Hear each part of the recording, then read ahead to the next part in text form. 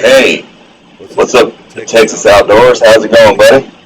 South Texas, really? I'm in Southeast Texas. Hey, what's up, Krusty Clan? I see you there, buddy. Tonight, I've got a package. Woohoo! The package is 1 troy pound of constitutional silver. I don't know what it is. I just know it's a pound of U.S. silver coins. And I'm going to go through them, going to have a little fun, do a little chat, kind of wait till a few people come in.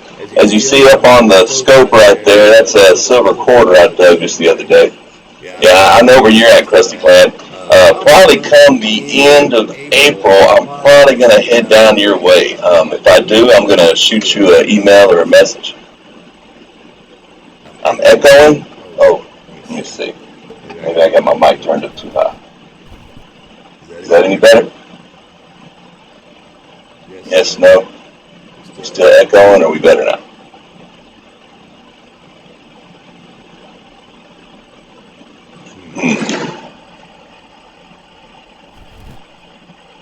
How about now? Any better?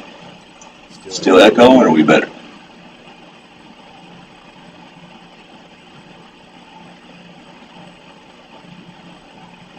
Can you hear me? Can you hear me now? Yes, sir. We're going to go down there and dig some holes in the sand. Anyway, I was talking kind of loud because the last time I was streaming, I was just using the microphone on my camera. Echo.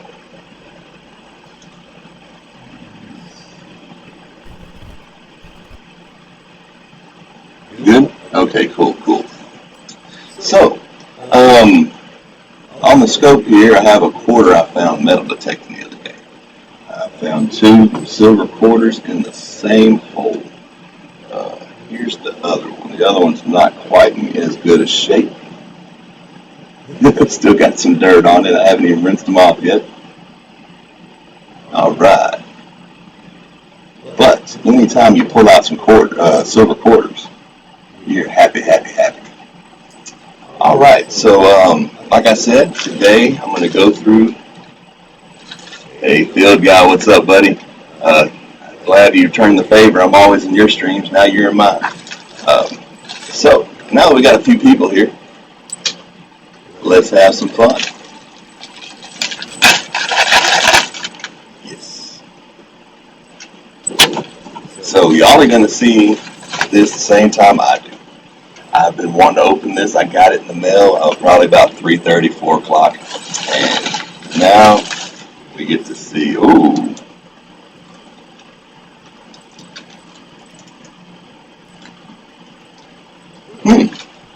Looks like mostly quarters. I like silver quarters. Oh gosh. Looks like I'm going to need the knife again. Here's where I cut my finger off.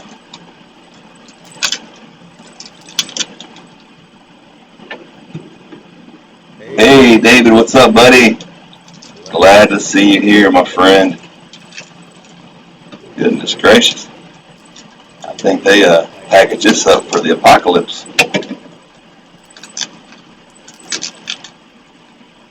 David, since you just showed up, I'm going through a pound of silver.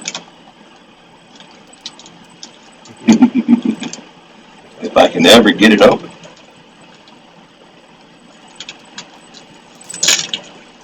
There we go. I think we broke the seal now.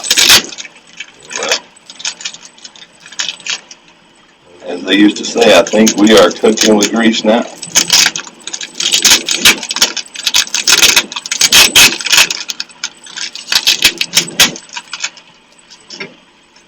Now, I bought this silver not having any super high hopes to find anything rare. I just wanted to start stacking silver. And I thought, what better way than U.S. constitutional? Because everybody knows what a U.S. silver coin looks like. And if I can ever get in this package, we're going to get to look at it. Hey, there's some more people in the chat. Glad to see everybody. John, what's up, buddy? Silver to Tawana. Ah, man, I'm gonna butcher your name. I'm sorry. All right.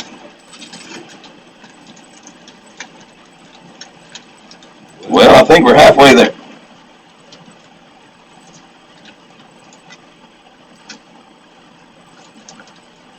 Goodness gracious, y'all. I wanted to open this up live with y'all, but if I'd known how well it was packaged, I might have went ahead and did it early. I'm going to see a coin explosion here in a minute. Silver tea, I can do that. I can say silver tea.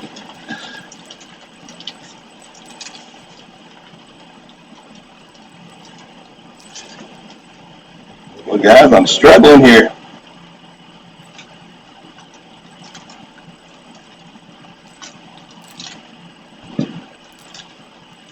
Okay, well, I just gave up. They're in a bag here. It's taped up. I was trying to save the bag, but that doesn't look like it's going to happen. Oop, I see a mark in there.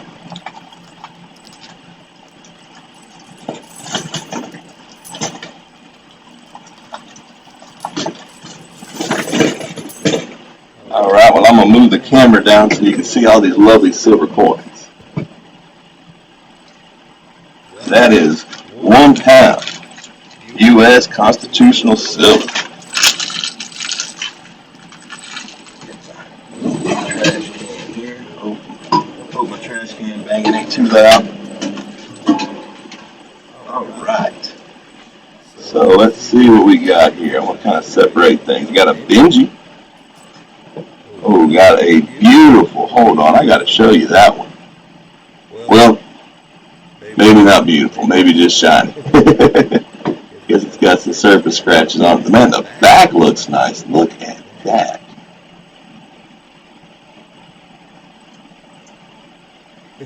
Special streaming pack. Yeah, I think they did it on purpose. They wanted to give me a hard time, didn't they?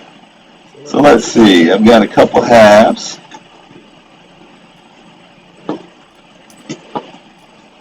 Looks like the majority of this is going to be quarters, which, hey, I'm fine with quarters. I love silver quarters. The last time I bought a bulk of silver, I did find a key date silver quarter.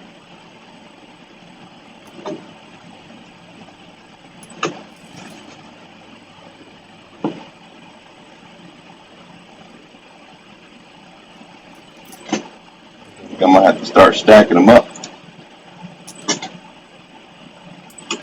Oh, Washington quarters so far. But we're going to go through them and see what we got, see if we got anything interesting. See if we got any key dates or really fine looking coins. That one looks worn. Look at that joker. Just about smooth. Let's see. 1937. Extra watch time, yeah. Half the stream trying to get in the package. Yes, sir.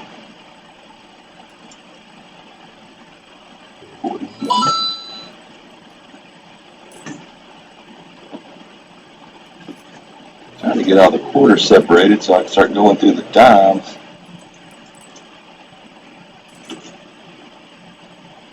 So how's everybody doing tonight? Everybody doing good? Today's been my day off. I've just been scrolling through YouTube myself. I was in Justin Bussman's live stream and ECP's live stream. Just having a good old day, you know what I mean?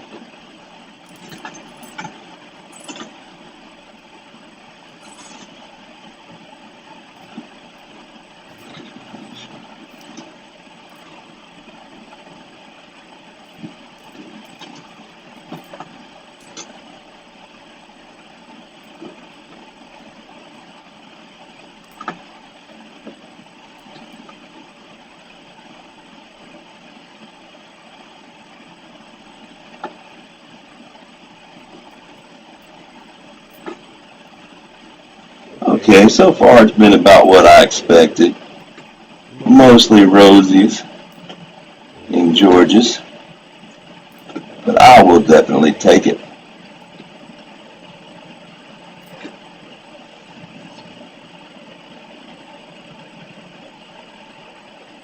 Very true, Silver T, very true.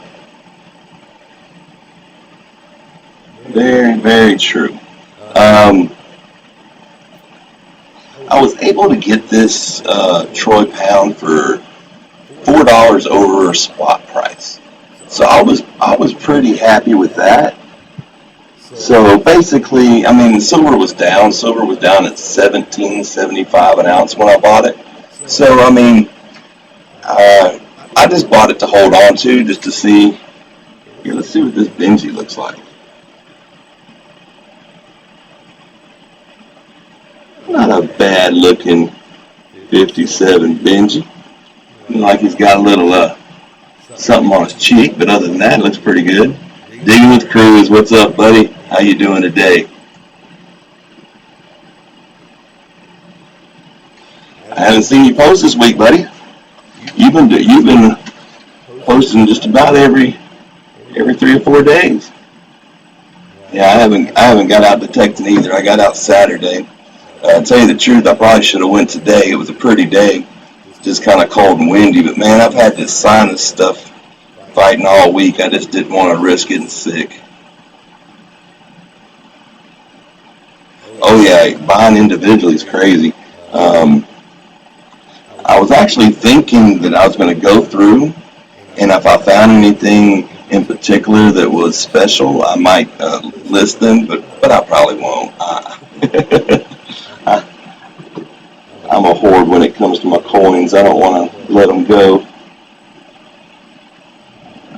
Here's a really nice looking 64 Washington. I mean, it's got a little scuff mark on it, probably from where they packaged it, but hey, pretty nice looking coin. Okay, let's see.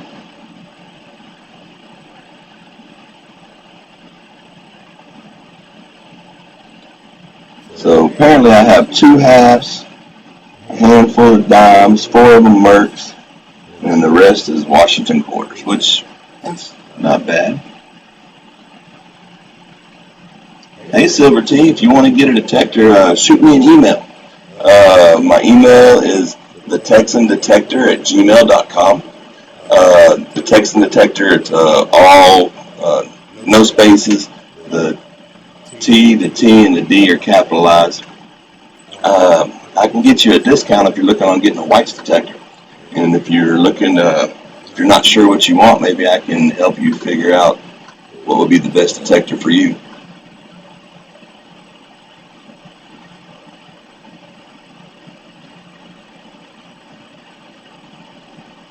Yeah, that first silver is something else. I found my first silver probably the 3rd or 4th time I went detecting.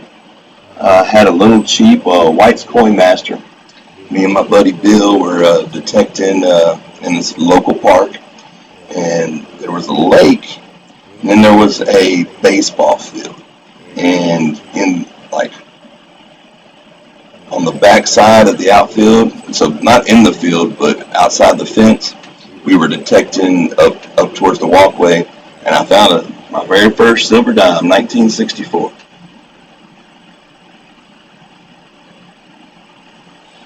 It was probably 6 months till I found another one. Oh, I got something else interesting in the mail. I'll show y'all.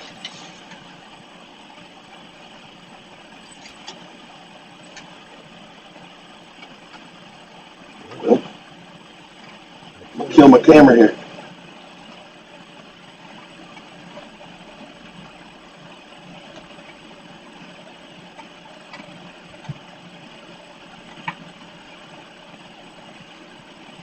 Well, give me a second. Technical difficulties. There we go. I pushed on the wrong part. Okay. My buddy, Tough Run Metal Detecting. Good guy. Really like the guy. Hold on, I'll show you his channel. If you're into metal detecting, this is a pretty cool guy.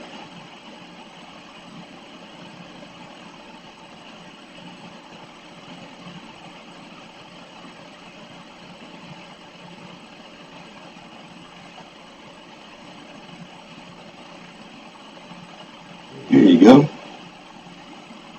If you can see that or not, I guess the glare is going to. Yeah, Tough Run Metal Detector. Good guy, really good guy. Y'all should check him out, buddy of mine. Now look back to all these silver coins. Ooh.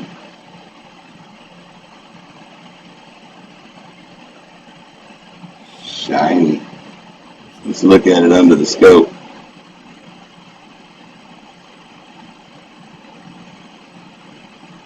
$1957.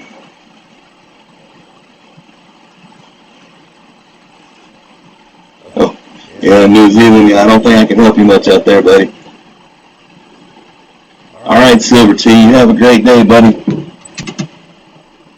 Turn my heater off. That's a pretty sharp one right there. I don't think that one's going in the tube. I think I'm going to put that one in a flip. Put that one to the side there.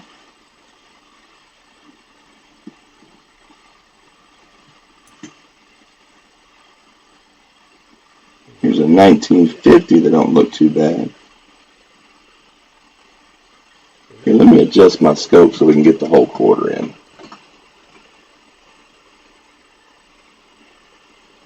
There we go.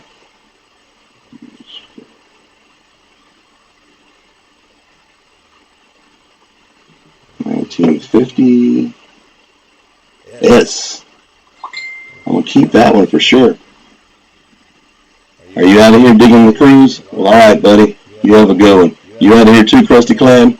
Yeah, I'll shoot you an email when I get ready to go down that way.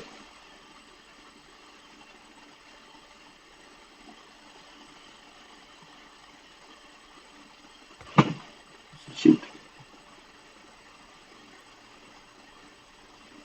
There we go. All right, good night, buddy. You have a good one. I'm happy to find that. Here in Southeast Texas, we don't get a whole bunch of S mint mark coins. That's another reason why I like ordering coins from different parts of the country. You get some mint marks you don't normally get.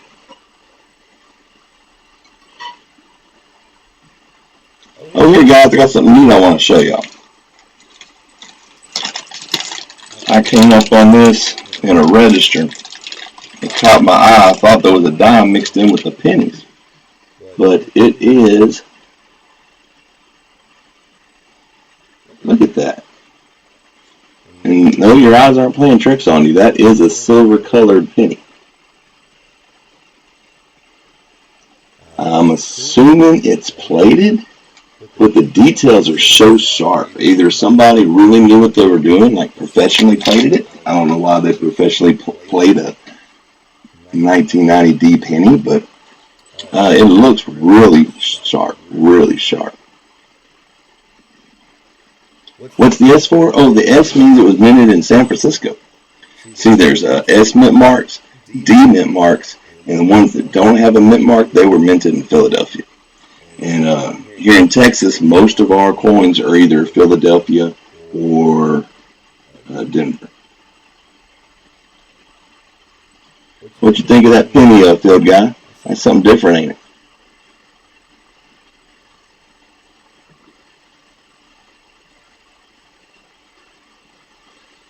Looks like a steel penny almost, but the 1990.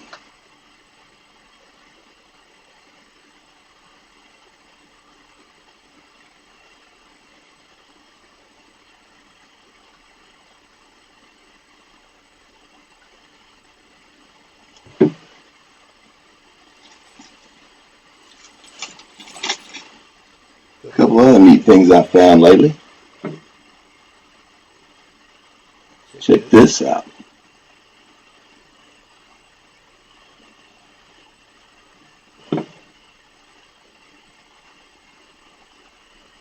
Definitely something different. Chemical reaction, yeah, I was thinking that. But normally, there's more etching on the coin. I really think that's either plated or possibly, no, it's plated. Part of me wants to hope that it was a planchet that didn't have the copper coating. That would be awesome.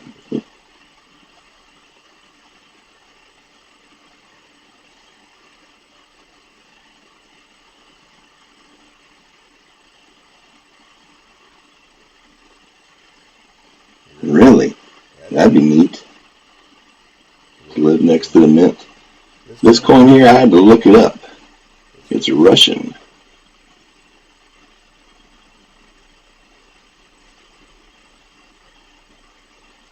I have no idea what it says. I looked it up. It says it's 1 ruble, but now this is the second one of these I've found. Oh, not that one. Hold on. Here we go. That's a 1/10 Balboa. Yeah, Russian. Crazy, huh? Check it out.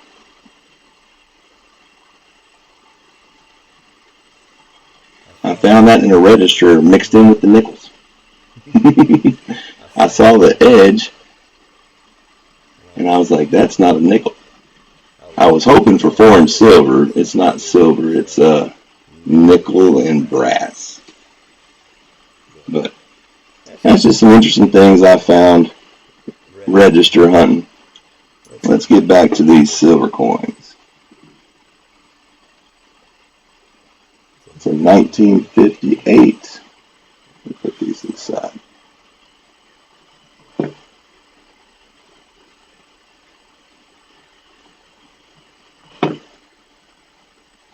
$1958D. Not too shabby.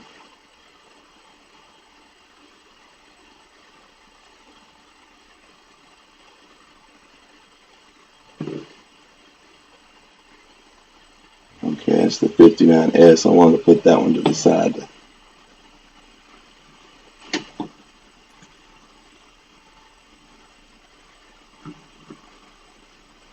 Here's a 1960.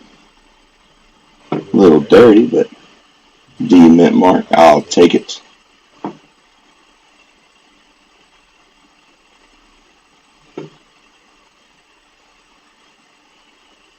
Another 1960. 1960D. We'll keep those together.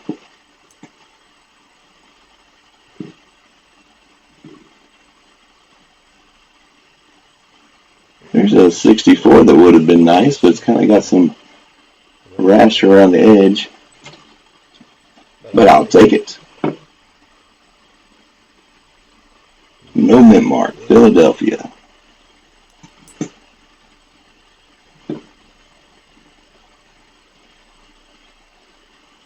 The 1962.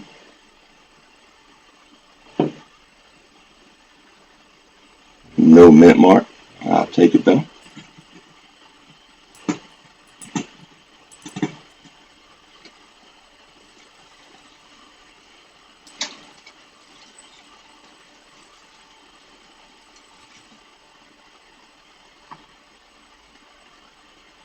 What do you think of that, little guy?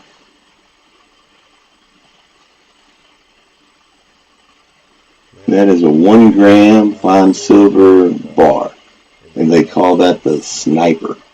I believe that's some type of military insignia.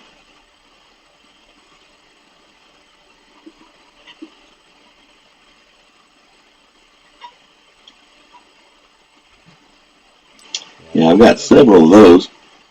I actually gave a few away on a couple of my contests. Oh, speaking of which, I got a contest that's going to be starting next week.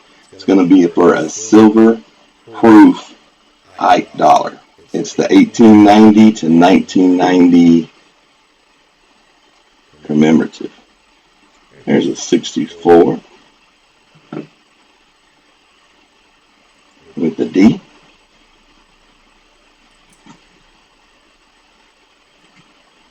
Yeah, I'm just going through these coins. I'm just trying to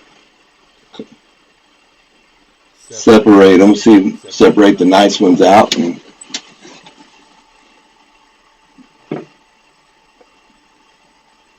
the other ones are going to go in tubes just for stacking purposes.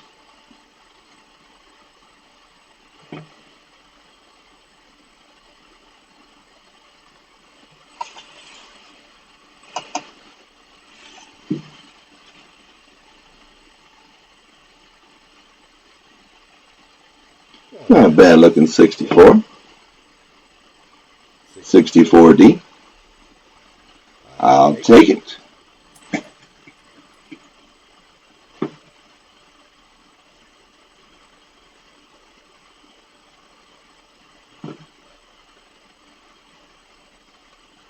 Another 64D.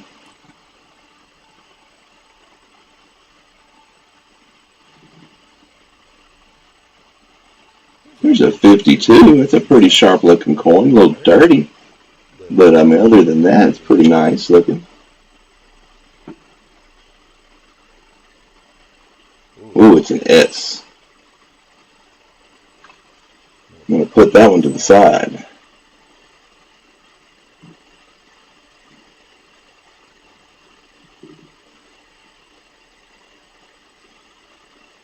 There's a nice looking 64. I believe that's a D. I might keep that one to the side.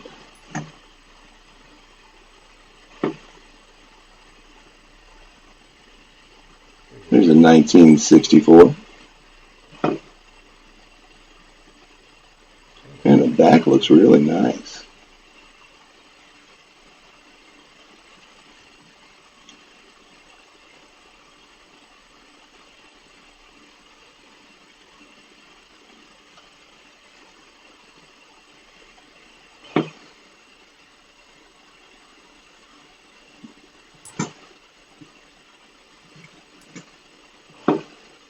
This one looks slick. 1937. No mint mark. But it's pretty slick, but for 1937, what do you expect, right?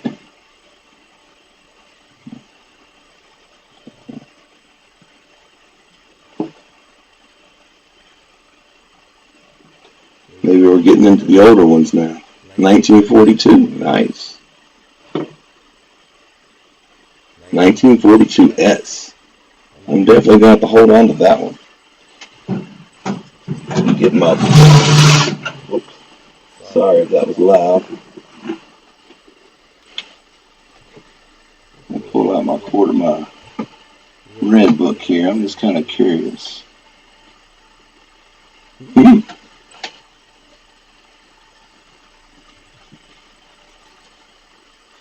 1942S.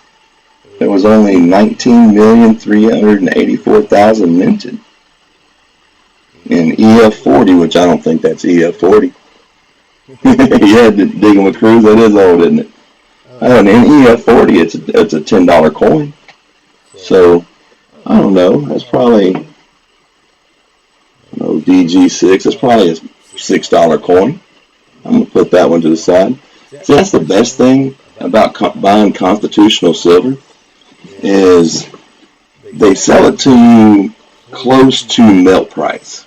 And when you find coins like this that are worth a little more than melt price, that's all profit, even though I'm not going to sell it, but it adds value to my collection. So definitely happy I found that one. Put that up there. What do we got here? 1943. It's smooth, but it's still got detail. I like it. Well, the back's got some gunk on it, but hey, still a nice coin.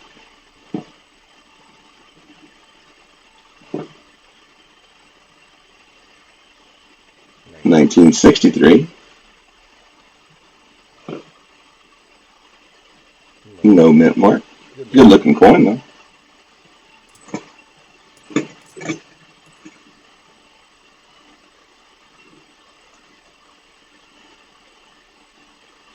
$1962 with the D. Yeah, when you buy constitutional silver like this, odds are they're mostly going to be average coins. Sure, they've been searched through. 1949. That's a good looking quarter for 1949.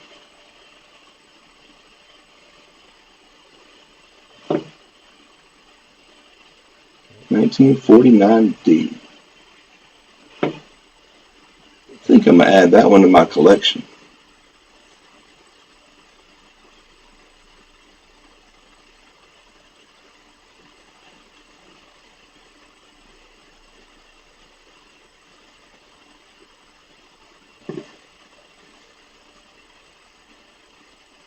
Oh, I wish, John Chum, I wish I found all these. No, I actually bought a pound of constitutional silver from a coin dealer. I'm just going through them.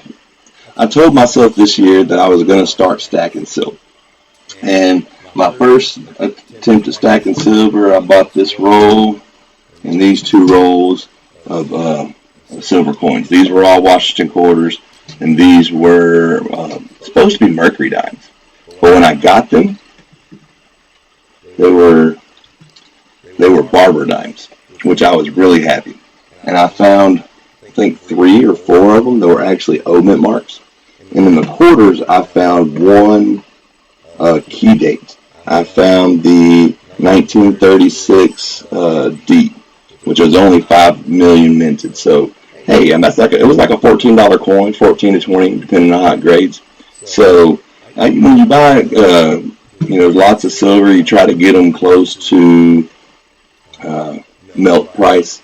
And when I bought these, I spent maybe $5 more than melt. I bought this lot. I got a little better deal. I just barely spent almost $4 over melt price. So it's always neat. I forgot what quarter this was. D63.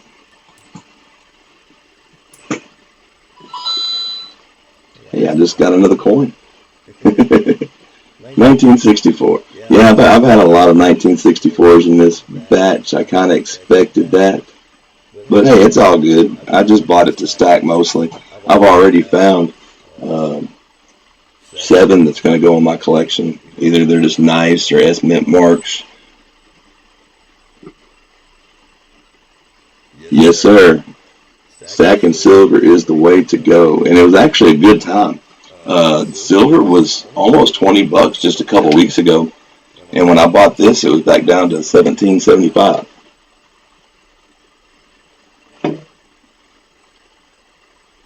Nice. I mean, that's a decent coin. I could definitely sell that coin for, I don't know, $6. I think mill price is a little over 3, so you can't go wrong when you get constitutional silver, because a lot of times the coin has numismatic value. 62. Indeed. Yeah, and anything with an S-mint mark I take out for my collection, because here in Texas we don't get a whole lot of S-mint marks. 1944.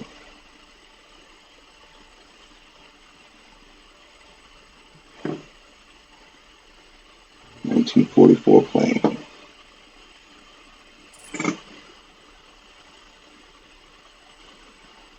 So what about you, John? You been out metal detecting? You had any great finds lately? 1948. Indeed.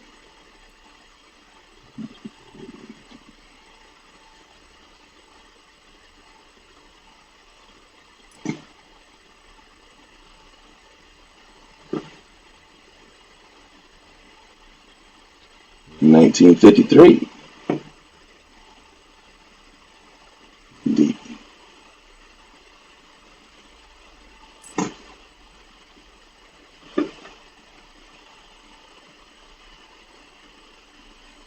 In 1964. Indeed. As you see, my 60 stack is getting high. Oh yeah, I guess it is too cold up there in Canada, buddy. I did get out last Saturday, and did some detecting. I did all right. I found these 2 silver quarters. These two I found detecting. I found that 53, and I found. See, that one still got dirt on it. At 44. I need to take these off my pad here and we get it all dirty.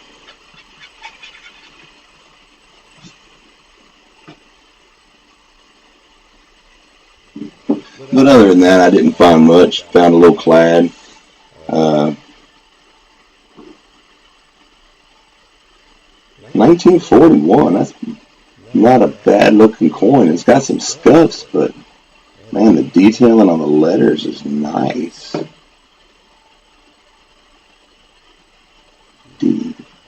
I think I'm gonna hold on to that one.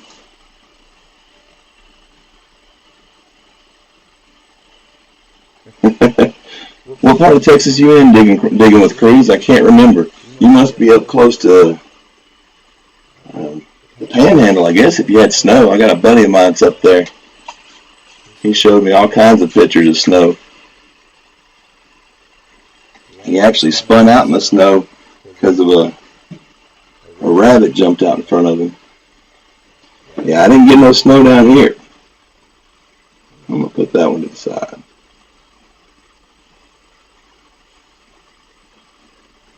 $19.60 D. Yeah, I just went out and bought a whole bunch of, let me show you, a whole bunch of coin tubes for my stacking. Fort Worth, okay, yeah, I got some snow up there. My buddy sent me some pictures. Pretty crazy, pretty crazy. You know what they say, if you don't like Texas weather, wait 10 minutes, it'll probably change.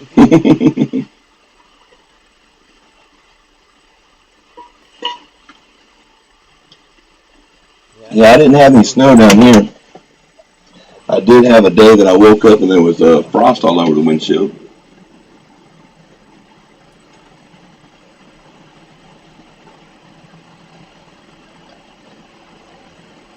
$19.50. $19.50 D. I think I've actually had more 40s than 50s in this batch so far. 1963. Really sharp 1963. Excuse me. Yeah, my sinuses and stuff been killing me. I think I'm gonna keep that one.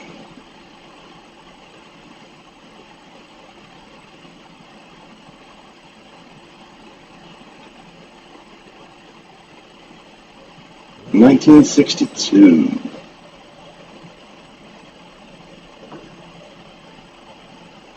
$1962 Philadelphia.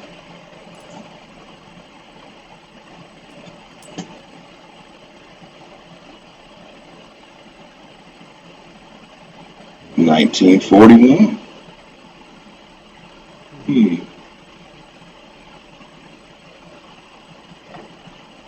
Philadelphia. 79 million of those made.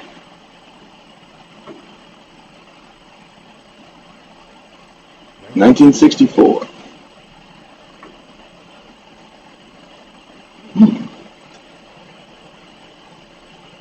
I think I got a filled in mint mark on that one. Interesting. I'm gonna set that aside. Look at it a little closer later. 1953. D.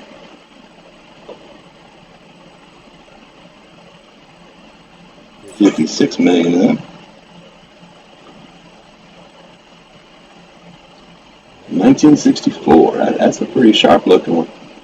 Too bad he's got some dings there on his cheek. Otherwise, that's a pretty sharp looking coin. D as well. I'm on the fence on that one. I've got a lot of nice 64s, but in the years to come, there won't be a bunch of nice ones coming out. Okay, 1958. D.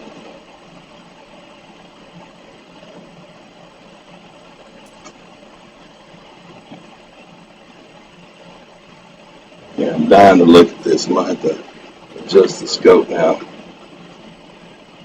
We're getting to the dimes.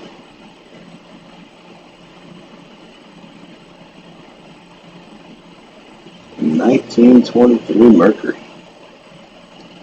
A little rough for wear, but it's almost 100-year-old coin. That's pretty neat.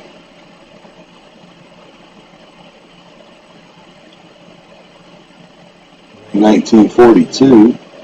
Actually a sharp looking coin. It's just got some gunk on it.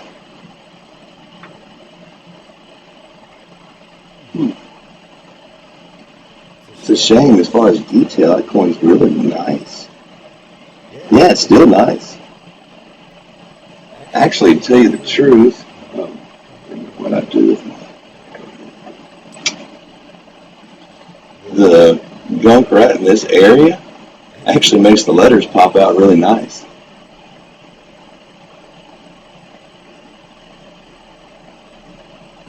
Makes you wonder if that wasn't a metal detecting find. Here's a slick Mercury. I wonder what date it is. 1918.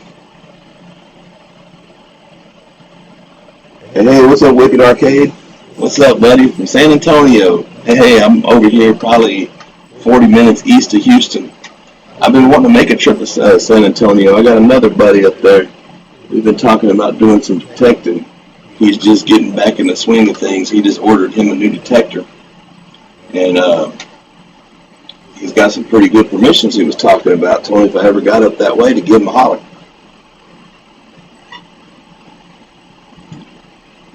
Wicked Arcade, I got to ask you a question.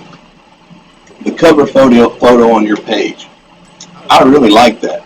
Was that something that you came up with, or was that something you just found and really liked? You do have the cover art with like Mario and stuff.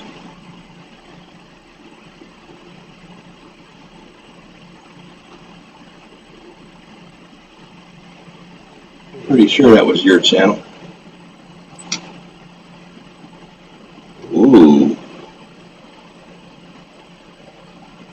Even though it's got a bunch of gunk on it, that's a nice looking 24.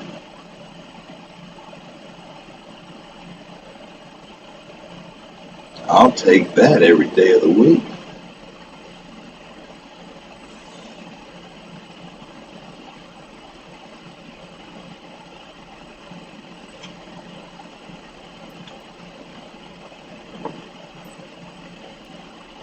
Time to start going through these roses, I guess.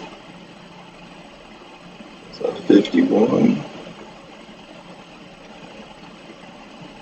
20.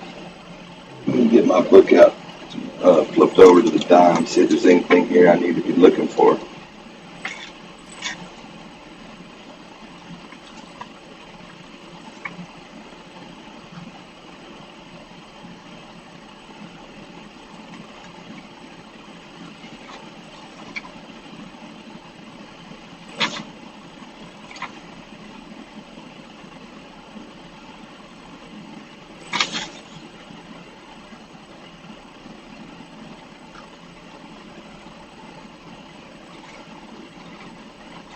Let me see, 51, oh gosh, 103 million. That's definitely not rare, is it? Yeah, I don't see anything really in the rosies that stands out that's going to be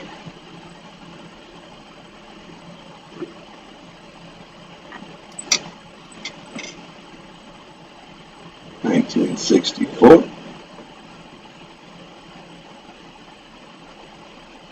1958. What's up, Midnight Silver Run? What's up, buddy? Did you get my email today? I sent you an email. Yeah, your package is in the mail. I sent you a tracking number for it. First time I figured out how to do the tracking. At least I think I figured it out. Let me know if it works. 1962. Since you just showed up, Silver Run, I'm just going through a pound of silver that I bought online. Most of it's just common silver. I did find a few S mint marks. John Francis, how you doing there, buddy? Well, now that we're getting some people back in here tonight, I was actually thinking about doing a giveaway on stream tonight.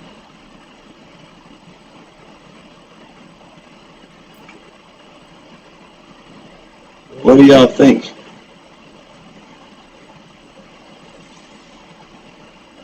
What do y'all think? Is that a pretty silver bar there?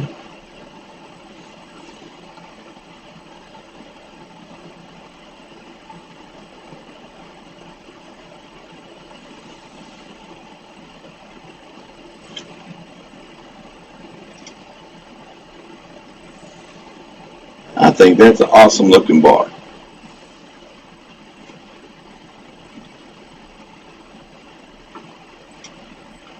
I ordered some silver grams that are like hobo nickels. I was hoping to get them in today. Apparently they're not coming in until tomorrow. Tomorrow. They'll be here tomorrow. All silver. It does look like a pirate silver. I actually wanted to get some pirate silver, and when I went to buy them, they were out of stock. It's actually a military insignia. Here, let me put it back up on the scope. I need to put a mark on this pad. There we go. Actually, if you look real close, what looks like the things going across here, those are bullets. That's called the sniper insignia.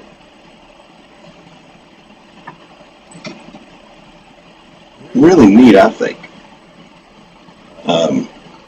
Bought a bunch of those. I got some other ones I'm looking at as well. What do you think of the toning on that dude?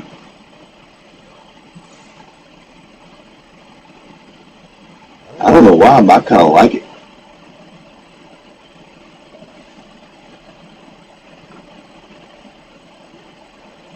When it's got that toning in the back, it makes the details pop.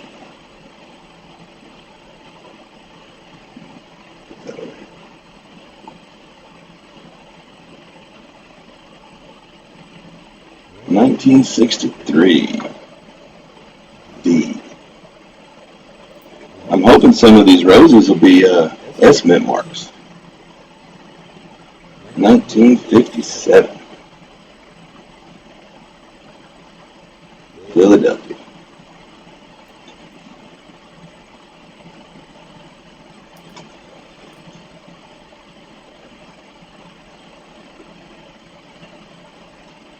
So what's everybody got planned for the weekend?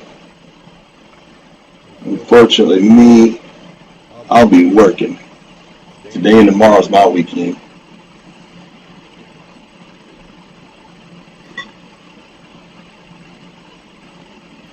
I was debating about going out and doing a little magnet fishing tomorrow. There's a place close by that I've been wanting to hit. 1962, Philadelphia.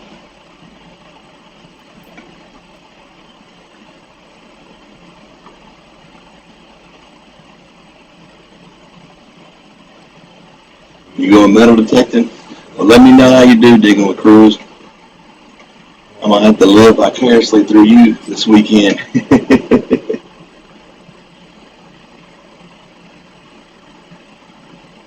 Man,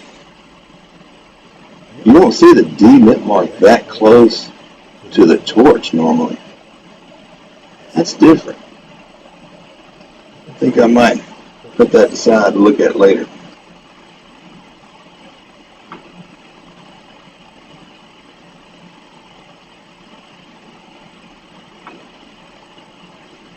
Well, I say that, and the very next one's got the D next to the torch too. I guess I'm just seeing things, huh?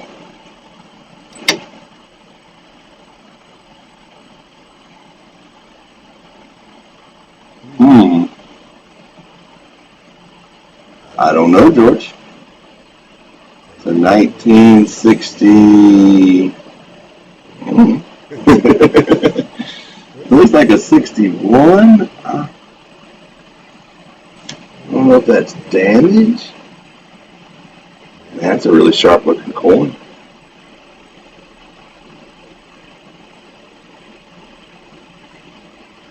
look at that close-up later. I guess it's a 61. It looks different, doesn't it?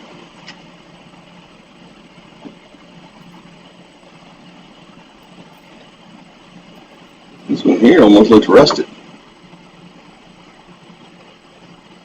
1959. You think it's a 64? It could be.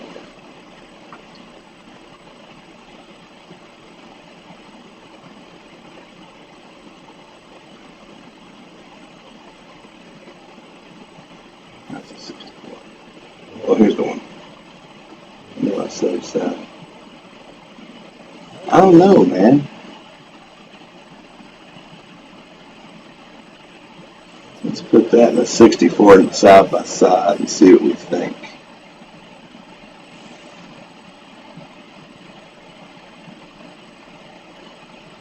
Oh no, that one's got me stumped.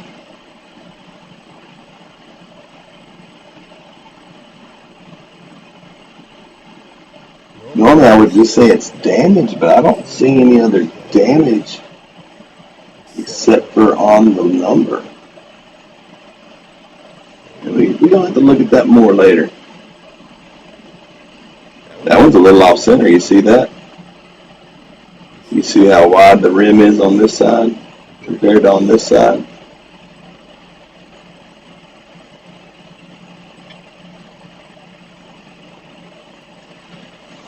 Cruise, you can. I wouldn't recommend it. I mean, I have seen a guy that, there's a video where a guy uses a rock tumbler and he cleans a bunch of Benjis. Man, that just breaks my heart because they're not making any more Benjis.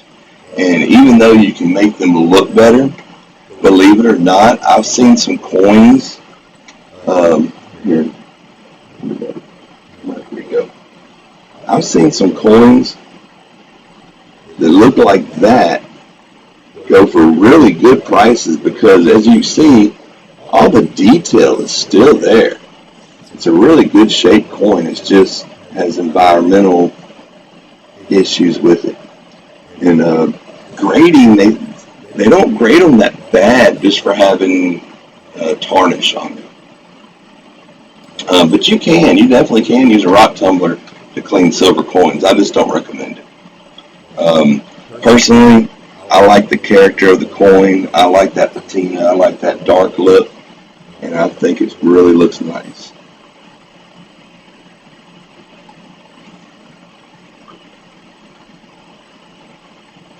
$1963. D.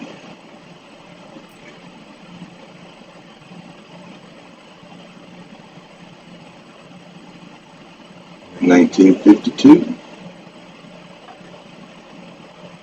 D. Well, just like in real life, I'm getting the D. Nothing but D's in Philadelphia.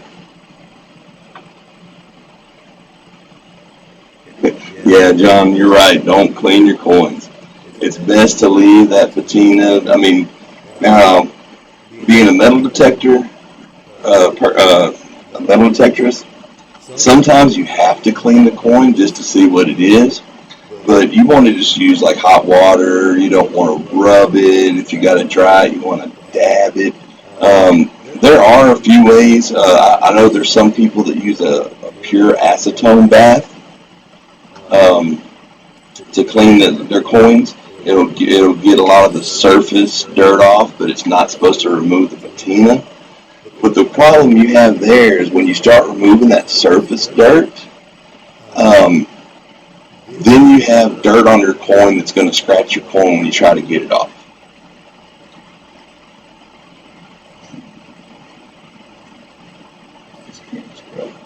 I've never heard of that. I'm going to have to look that up. Xylene, I guess is how you say it. I've heard acetone. I've heard as long as it's pure acetone. Don't get like nail polish. I've heard an acetone bath will clean your coin.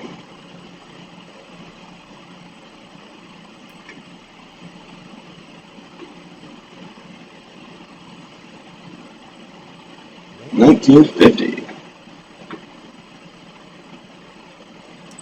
So So I got a question. We got 5 of us in here. Is there anybody that wants to win this silver bar? And, well, heck, that one.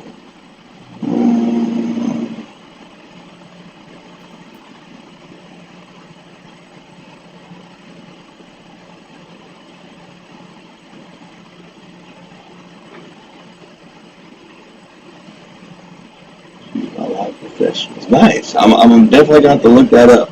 Is that something you can buy online, or is that something that you have to be like a professional to buy? Because I tell you what, I want to do a giveaway, and I'm going to do it. Hold on. I'm going to put a link up in the chat.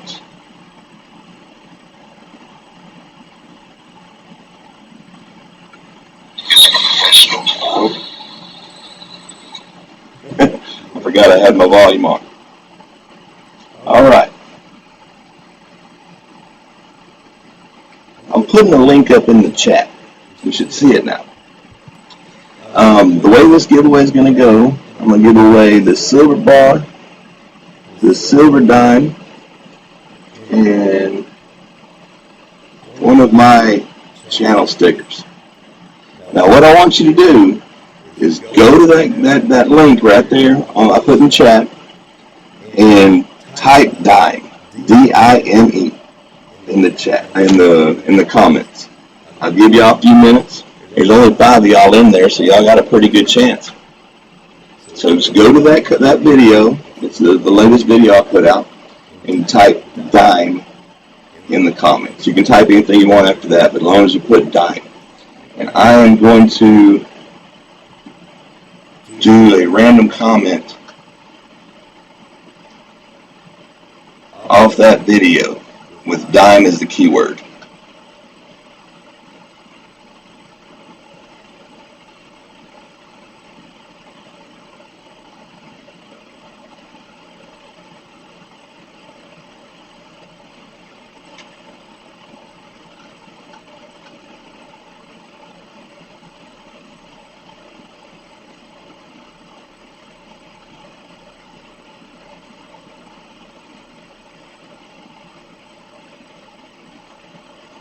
All right, I see Midnight Silver Run and Digging with Crews in. You want to get in, John Francis, or anybody else?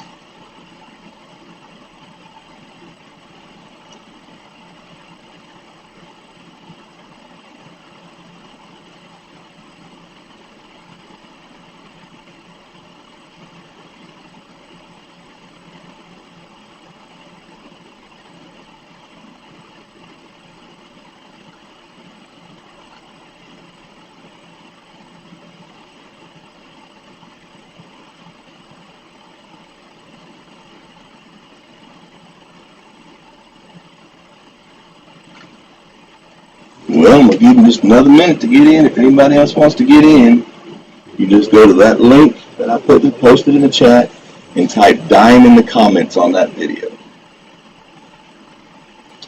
While I give them just another minute, well, I want to leave those up on the scope.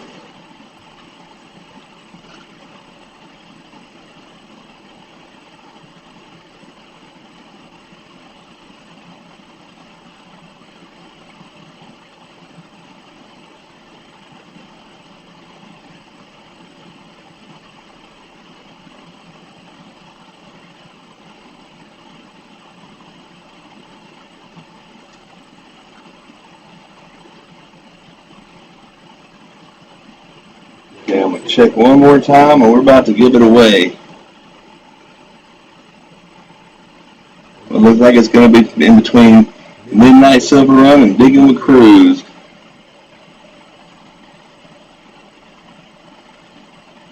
Let me go to my YouTube random comment picker. Have I found a silver nickel? I have a bunch of silver nickels. I've never found one metal detected. I have found them. I have found them register fishing.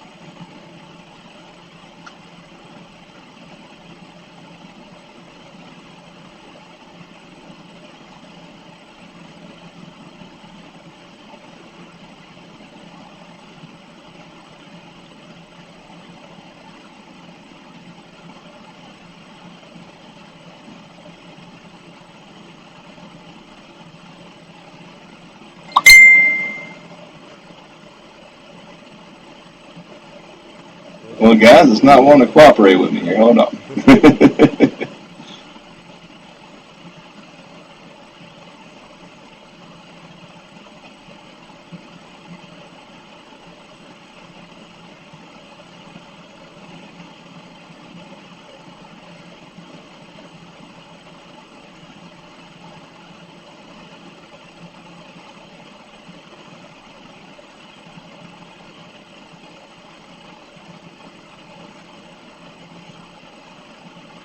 All right. Well, someone else snuck in. We got 3 in there now. All right.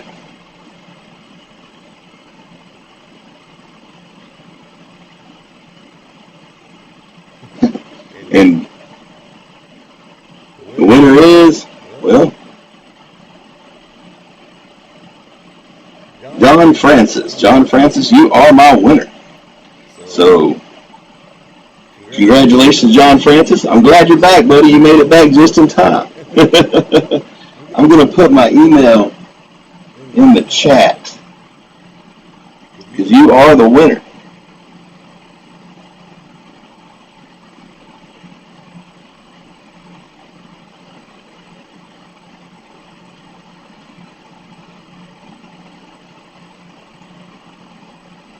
And I'm just going to need you to send me your information.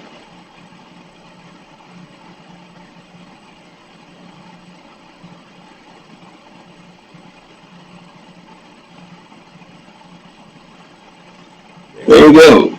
John Francis, you just send me your email, and this will be going out to you as soon as possible. Probably tomorrow if you can get it to me tonight, because I have some other stuff I need to send off. Congratulations, John Francis. Let's get back to looking at some of these syllabus. The 1963.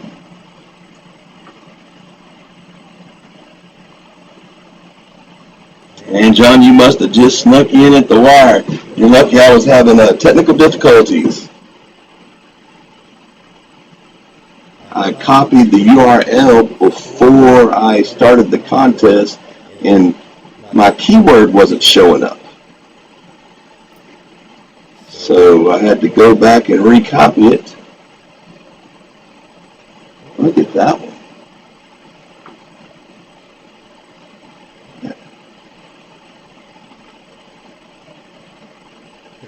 It's so dull it almost looks plaid, don't it?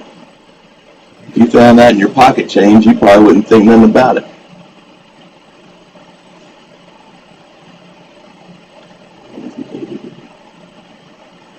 It's 1950 at that. This one looks slick. 1948. That's the oldest of the Rosie dimes I've found so far.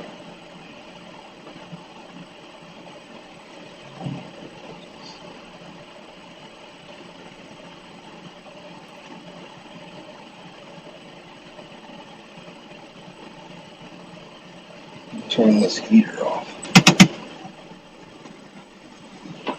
My coin dungeon is not in the house. Yes to me, thank you. Well, thank you, buddy. I enjoy y'all hanging out with me while I look through these coins. I'm not really doing anything. I'm just going through some silver coins, wanting to chat, see what everybody else is up to. 1956.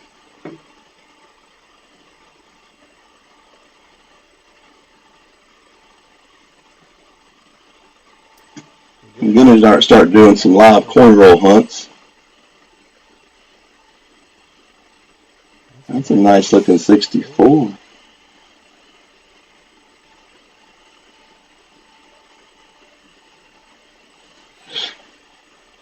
Let me guess, John. You got caught with the FFS, right? The fat finger syndrome. I do that all the time. Type a message and send it. It doesn't quite come out right, and you got to take it back and do it over again.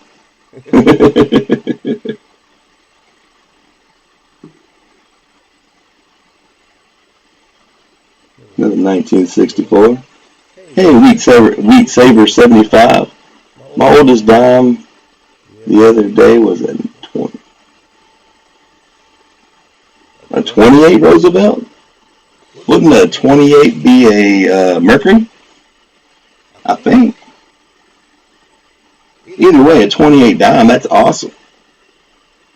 My oldest coin in this batch is this, I believe it's this one right here, 1918. Now, it looks rough. It's had its days, but it's 102 years old, so if I look that good at 102, I won't know what to do.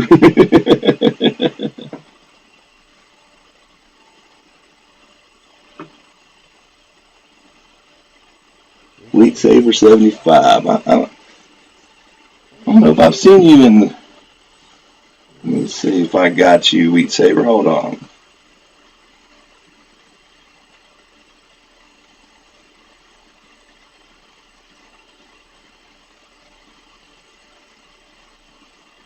I had to add you there, Wheat Saver. I'm a sucker for wheat pennies, man. That's one of my weaknesses. 62. I have some videos I've done where I've done some box hunts. Found some pretty nice wheat cents. Yep, you got it. Yeah, me and my buddy Bill got that running joke. We suffer from FFS, fat finger syndrome. There's a 46, and it's slick, isn't it? You're 65. Oh no, you got 65 there digging with Cruz. Let me tell you something about 1965 coins. There's a ton of them. The reason why is 64 was the last year they made silver. Yeah, I'm going to talk to y'all for a minute. We can take a break from the coins. I mean, let's sit back anyway. 1965 was the first year they made clad coins. And because it was going to be the first year, they made tons of them because they knew people were going to hoard the silver coins.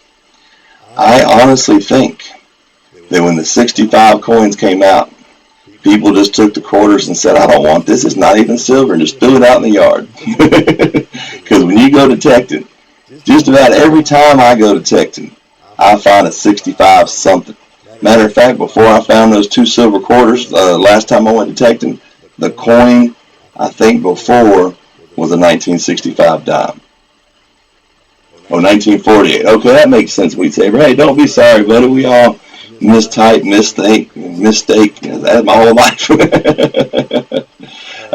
But yeah, that's a pretty nice...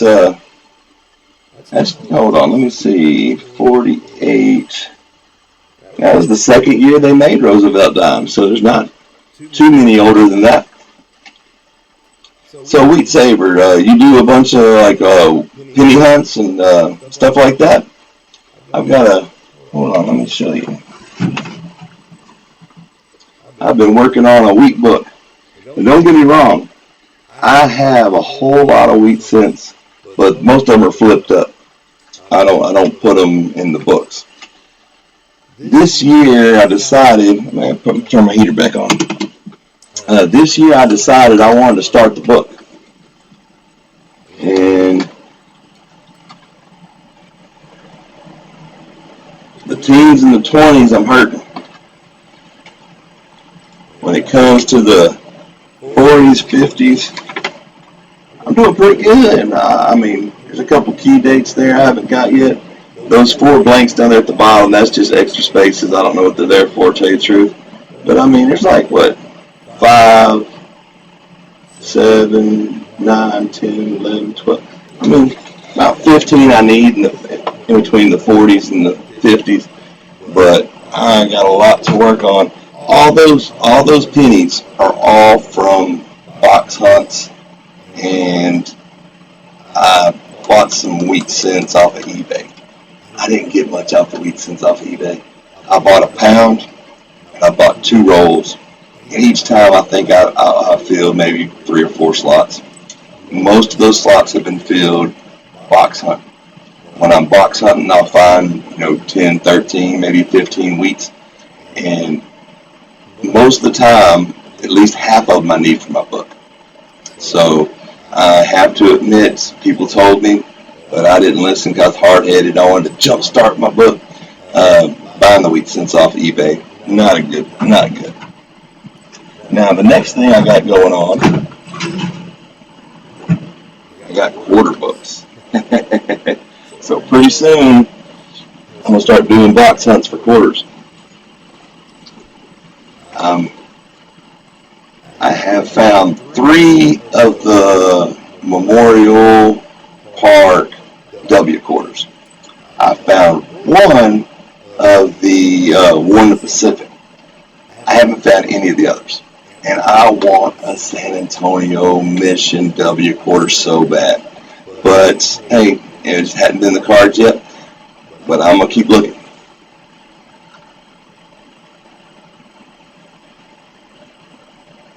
Yep. Seems like I found all my good pennies coin roll hunting. Every time I try to buy wheat pennies, I guess they're already searched and they're like the most common of the common.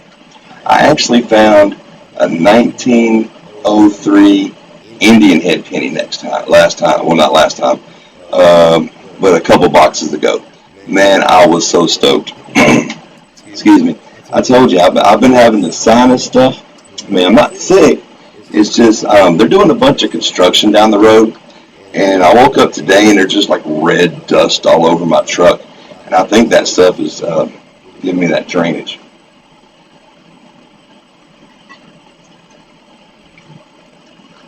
I'm actually thinking about starting opening up a business account at the Chase Bank near where I work. Um, I looked it up, and I already have an account with them. Like, I can get a business account for free as long as I keep $1,500 in it. And once I do that, I'm probably going to start doing a whole lot more hunts, more like quarter and $half and stuff like that. It's just hard to cash in like the big money like that. So far I've been doing mostly penny hunts, because a box of pennies. Heck, I got a box of pennies right here. I need to turn. Those are all zinc pennies because I keep all my copper pennies. But yeah. So hey, Metal Detective NC, how you doing, buddy? What's happening? Oh man, we're just chatting. I'm going through some silver coins, just shooting the breeze. How you been, man? You've been tearing it up. Well, it's probably too cold to Metal Detect for you right now, huh? Did y'all get a bunch of snow? I know a lot of I know some northern Texas got a lot of snow. That's kind of unusual.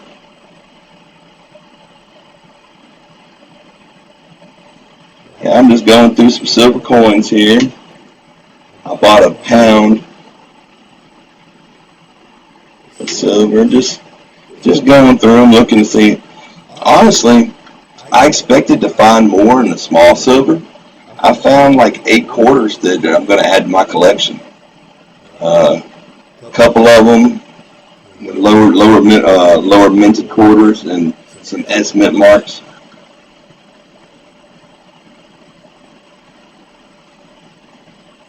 Nice, nice.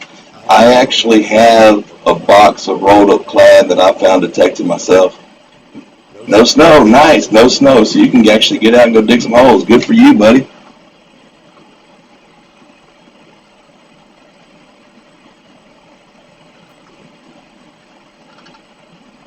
Tornado watch. Oh man, that's no good, buddy.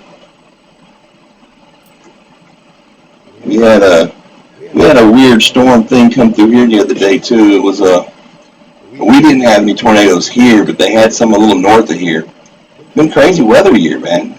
Been in either drought, flood, freezing, 100 degrees. It just can't make up its mind.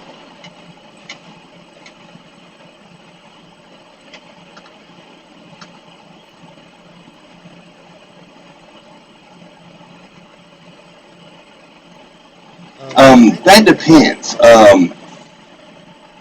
I normally I bought these just a couple bucks over melt.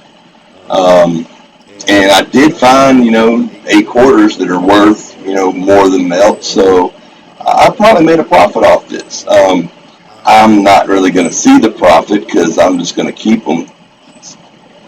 Three mercs, silver ring, and 19 Wheaties. Man, that's some good digging right there, buddy. I found 2 silver quarters Saturday. Oh, I'll show them here.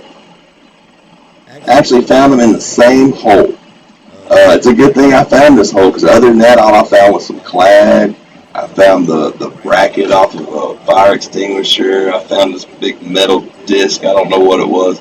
But I mean, I only went out for a couple hours. I had worked a graveyard the night before, and I was just itching to hunt, and it was a pretty Saturday. I had to work 2 graveyards because one of my guys was on vacation. But because I worked the 2 graveyards, I got Super Bowl weekend off. So, I had to go dig some holes. But 19 Wheaties, a silver ring, and 3 mercs. That's some good digging right there, buddy. Man, I might have to make a trip, come hang out with you, man. Down here in Southeast Texas, that's several hunts to find that many Wheaties. And man, I'm lucky if I come back with a silver per trip. Tell you the truth. Um, then again, I don't have a lot of good permissions right now. I had a few, but I've already kind of worked through those. It is what it is, man. When you work all the time and you're off during the week, it's kind of hard to network. Treasures of Texas, hey, what's up, buddy? I've been digging for over 3 years. You've never found a silver coin, really? Um, a lot of people have said that to me lately. I actually found my first silver coin, I think the third time I went metal detecting. I think it was 6 months before I found another one. It's just persistence. Um, I hunt a bunch of public areas. I hunt parks. I hunt beaches.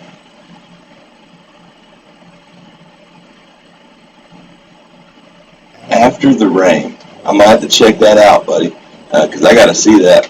I had an 18 penny spill one time, but they weren't Wheaties. They were like 70s and 80s. I was really starting to wonder if it was ever going to stop. I was thinking maybe someone just lost a roll, back in the day. Yep. Rings and clad galore. Hey, jewelry's nice too, man. I love finding me a nice silver ring or gold ring or heck, even just a stainless steel ring. The thing about jewelry is it was somebody's possession. Somebody bought it, cared for it, liked it. You're gonna try the lakes. Hey, it's all around lakes is a great place to hunt because people go there to fish, they go there to swim, they go there to have picnics and whatnot. Um, there's a couple lakes that I've hunted around. I found some really nice stuff. You started detecting in 1977. Hey, I was born in 1977. Uh, you have to do your research. Yes, you have to go where the people were back in the day. That is so true.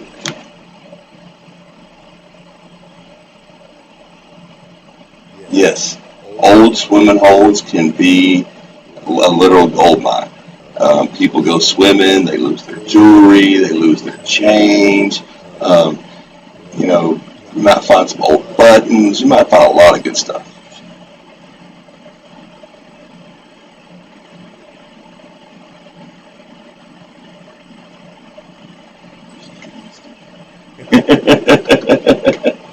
Yep.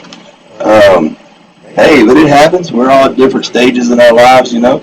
Um, I manage a restaurant. I work with a bunch of 18 and 20-year-olds, and they tell me I'm old all the time. So, birthday's just another day. It's another accomplishment.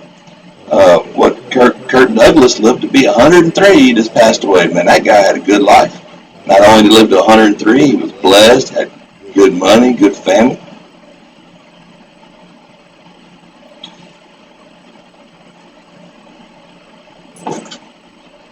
Now that is a lot of 60s quarters there. I want to count. Hold on. Let's go through these quarters. Let's see how many 60s quarters we had in this bunch here.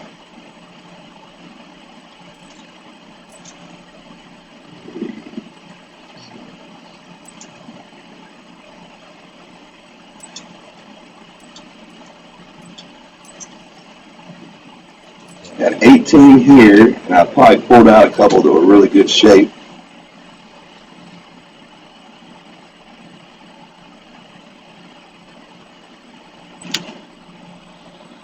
What is rattling? Oh, the coins are rattling. That's kind of crazy. 5 in the 50s. Oh, wait, there's another 60 right here. Oh, but that one's going in my collection. That one's sharp. 3 in the 40s and 1 in the 30s. That was the oldest quarter I found in this pound of silver.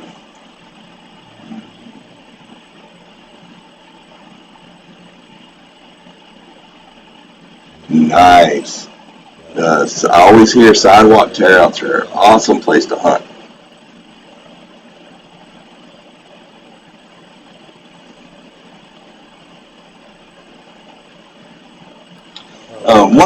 What's got me most of my silvers, I truly believe, I read a book. I want to say it's called Hunting Hunted Out Places. It's on the White's Detector website. It tells you things to look for when you're hunting. Let's go back to talking to y'all. Here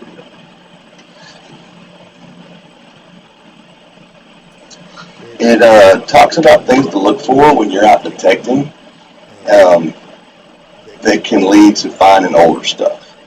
Anytime you see like a dip in the ground, uh, that's probably a place that an old tree was.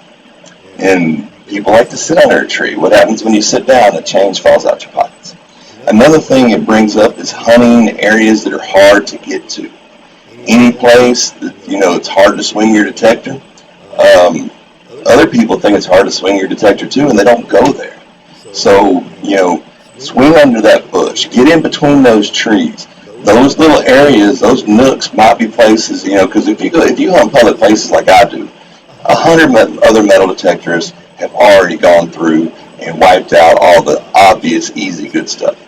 So you need to look for the places where maybe an old building used to be, maybe where an old tree used to be, maybe where, like we're talking about swimming holes, maybe at one point in time there was a lake and they came back and filled it in. Maybe the area around that where it used to be the bank, where people used to sit and picnic, that's where you might find your goodies.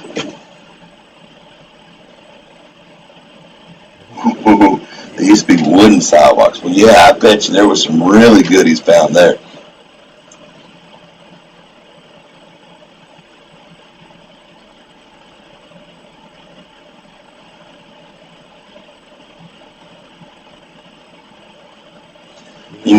The town I live in is actually an older town. Uh, it was supposed to be the big town because we were close to the river. It was growing. It was actually going to be the big town instead of Houston. But in I want to say like 1910, a steam engine came into town, and the town was all built around the railroad.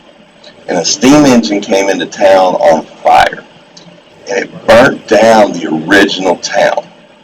Now, there are a few lots that are in town that are near the railroad that are empty that I've been trying to get permission to. One in particular, it's got some really big old trees on it.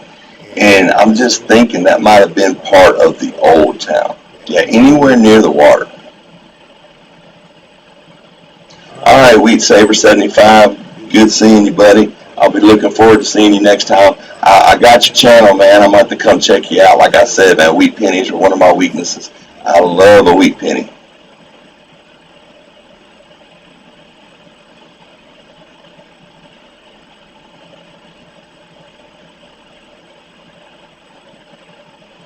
Yeah, exactly. People used to hide their stuff back in the Depression.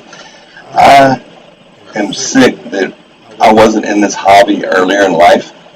I wish I would have started like as a teenager. We actually used to own some property that belonged to my grandfather. My grandfather, he did all right. He had a little money.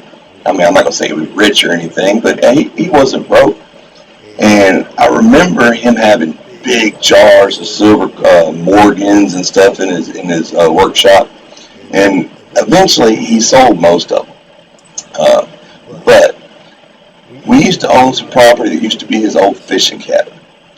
And I just know somewhere out there in that old fishing cabin before he died, he probably had a jar of Morgans or a jar of old gold coins just buried because he hated the bank. He would send his wife to the bank. He didn't trust them. He hated it.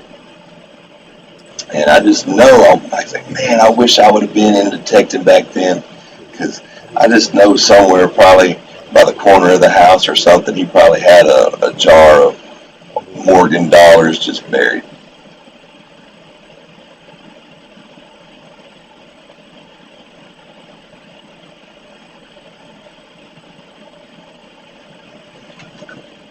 Back down. Go through some more coins here.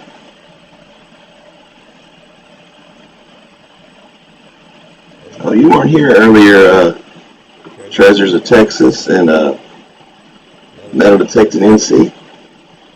Check this out.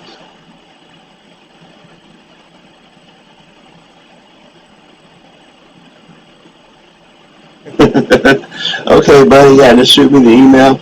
Like I said, if I get it before I go to the post office tomorrow, I'll get it out.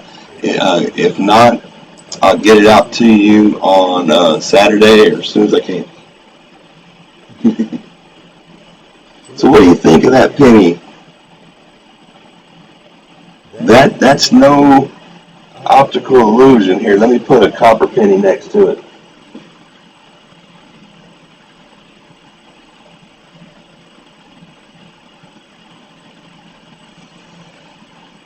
Hey, Indiana Tones, what's up, buddy? I was just showing y'all this 1990 D penny I found. And it's got me stumped because I'm thinking it's plated, but on most of the plated coins, you can, it loses detail. And the details are still so sharp that it's got me stumped.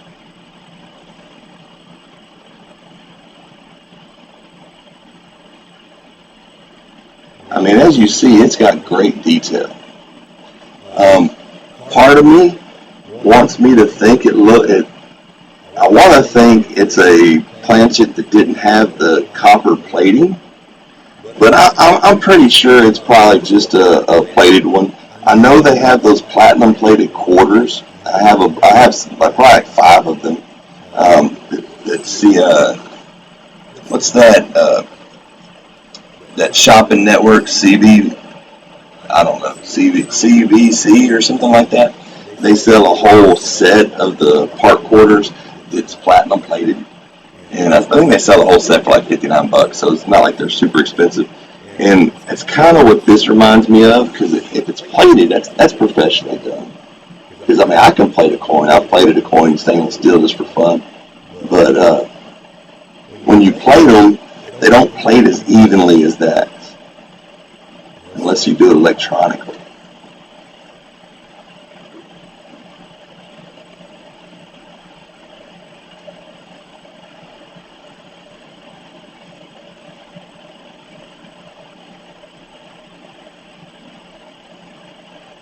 Really? You have a silver one? You know, funny thing is, I'm in a bunch of coin groups on Facebook, and people all the time say they found a 1990 silver penny. And everybody laughs at them and tells them it's plated and tells them they don't know what they're talking about. And heck, I was kind of with them, because most of the time they don't. Yeah, here, I'll show you the edge too.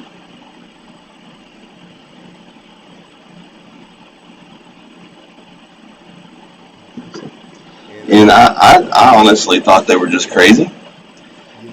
That's a good idea.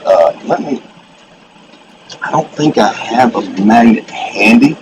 Give me a second. I'm gonna run in the house and I'm gonna grab a magnet because I hadn't done that yet. Give me just a minute.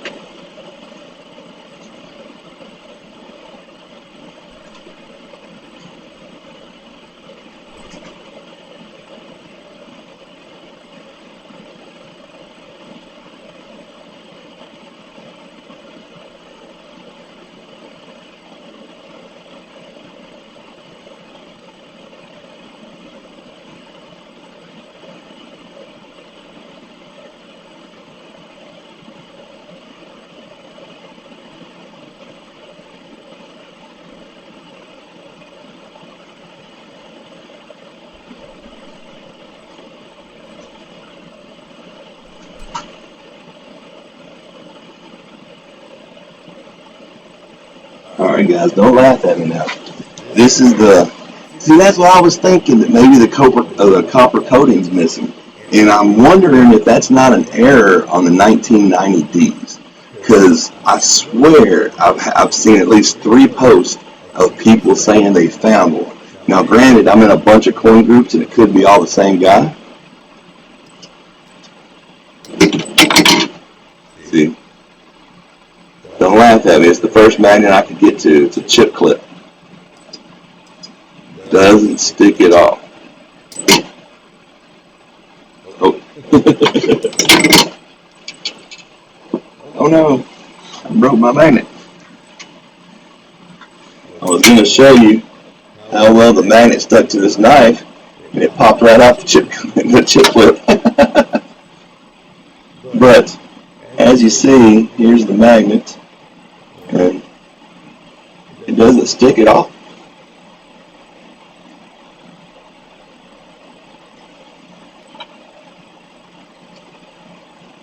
I honestly don't know why a chip clip's got a little magnet like that on it anyway. It's not like it's going to hold a bag of chips on the refrigerator.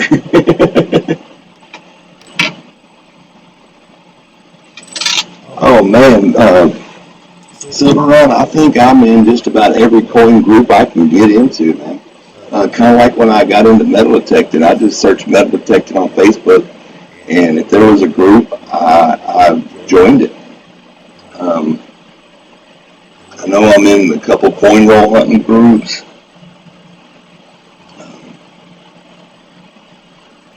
I'm in some error groups. Let me see.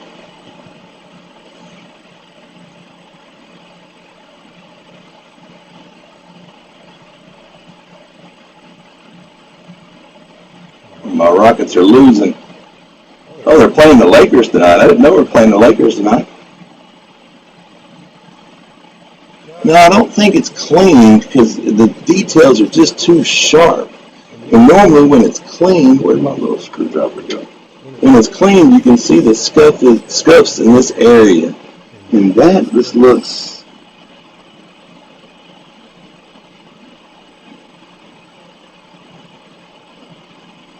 Oh yeah, I'm sure if you're in the coin groups on Facebook, I'm sure we've chatted.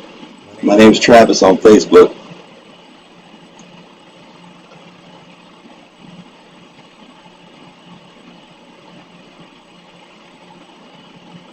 See, I'm thinking it might be some kind of set as well, but I don't think it's from the mint because you can't find anything on it.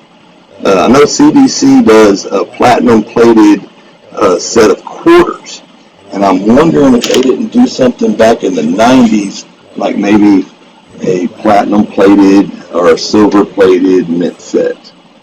You know how those TV infomercial shows, they always trying to sell you this great silver coin, and then you look at silver plated clad.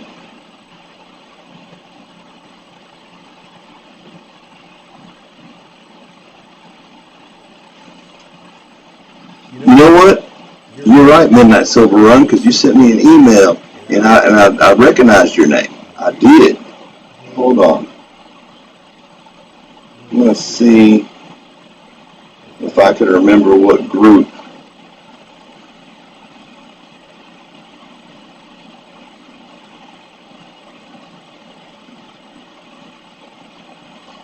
Are you in Coin Roll Hunting USA?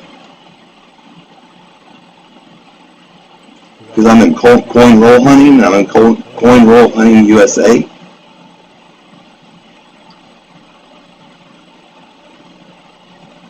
You know, I was thinking about that too, NC, because it's so perfect. It would have had to have been dipped or electronically done, because it didn't lose any of the details of the coin. Normally,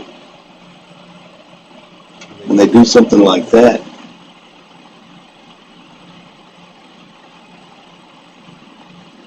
okay, sweet, yeah. Man, I love looking at those die clashes. Funny thing is, I think I had a few, and I didn't know what they were back in the day.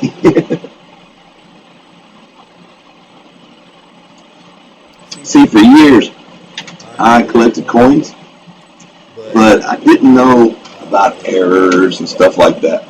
I just knew about key dates, and I lived and died by the Red Book. And then I started finding out about coin errors. And don't you hate when you see a coin error and you get to thinking, and you're like, dude, I had one of those in my hand and I spent it at the store because I didn't think it was anything special. Yeah, that's what I'm thinking. TOT. That looks, it's professionally done. I'm not sure who or why, but that really, it's a good looking penny. I'm gonna flip it up. I'm gonna keep it. I'm definitely gonna keep it. I found something else interesting. I don't know if y'all were in here when I showed this earlier.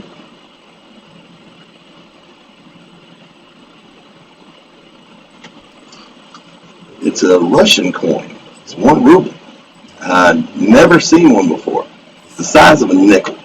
I actually found it in a register where the nickels are supposed to be.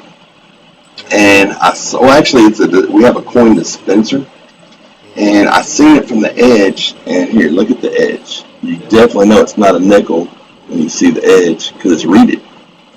And I saw that, and I was hoping for foreign silver. Gold was up today. Nice. And you know, that's one thing I don't have in my collection is a gold coin. I have no gold coins.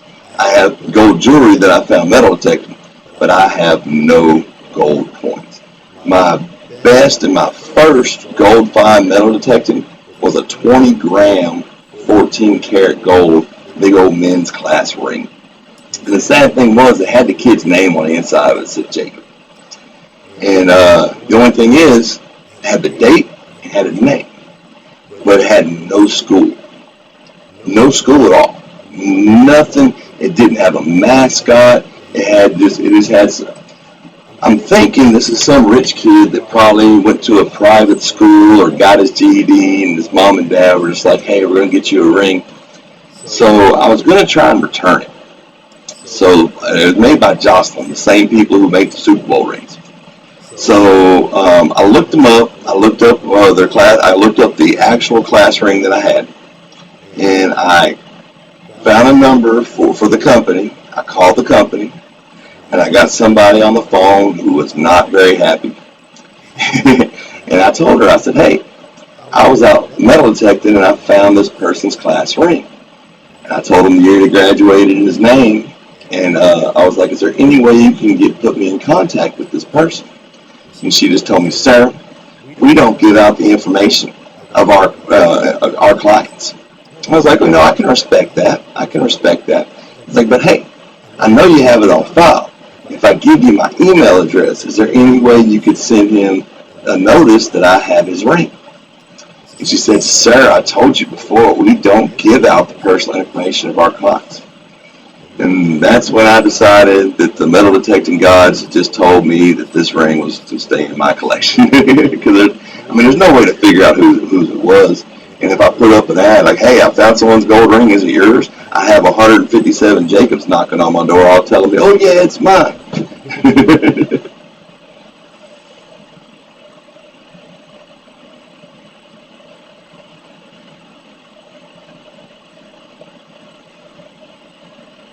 Is it?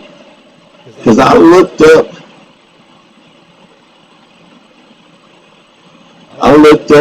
that word, however you say that. Then again, it's written in a different language, so I may not have typed it in right. But I'm pretty sure it's Russian. Now, let me see if I can look it up again. Because I thought it said it was 1 ruble.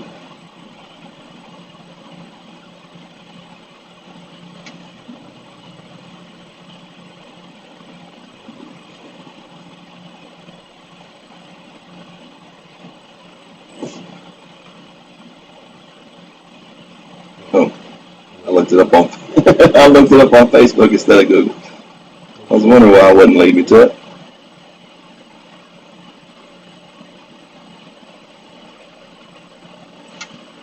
No, it's really just a real matte finish type coin.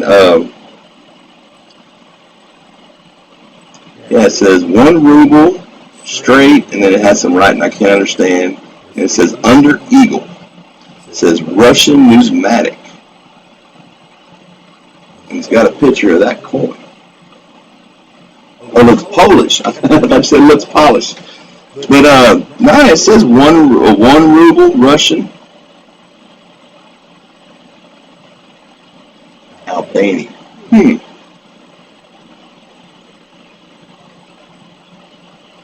I wish it would let me show my phone without. Hold on, I got an idea.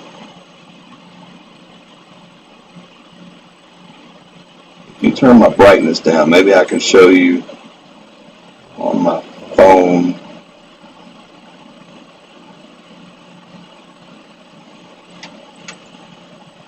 There we go. Now we're cooking with grease.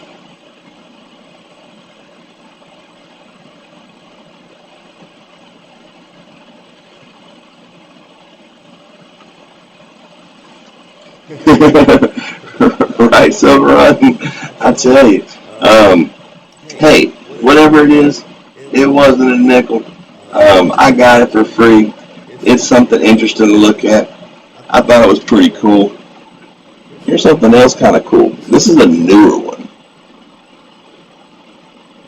That's a 1/10 Balboa.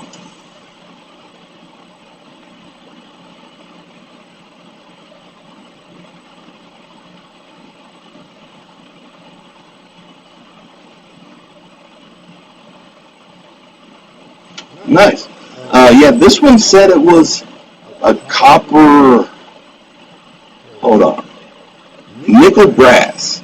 It says nickel brass composite, weighs 3.25 grams. And you know what? I got my scale out here.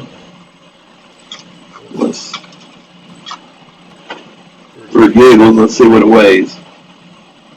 I got me a little scale. Anybody who hunts coins, you need your little scale. You don't have to spend a fortune. None of my equipment I spend a fortune on. I try to get a good deal. I do a lot of eBay and Amazon shopping. Trick is, if you're going to buy something off eBay or Amazon, dig in the reviews. Dig in the reviews. You'll find something that looks really nice, and you're like, man, I want it. And you look in the reviews, and it's like everybody has the same problem with it. You're like, oh, well, I don't want that one. Well, like with this camera I got, I wouldn't have gave it a second look when I first was scrolling through, but I saw it had amazing reviews. Now, it doesn't do the nice close-ups like some people's cameras do, but that's what I got my coin scope for. I mean, this is just for chatting, so I think it works pretty good. Found a 1942 from Peru. Nice. That's one of the places I want to go. I want to go to Peru. I want to go to that Machu Picchu. I think that's how you say it. I'm from Southeast Texas. I know what places are. I know, but I just can't say them. All right. Well, let's see what this Russian, Albanian, Tasmanian, who knows, coin weighs.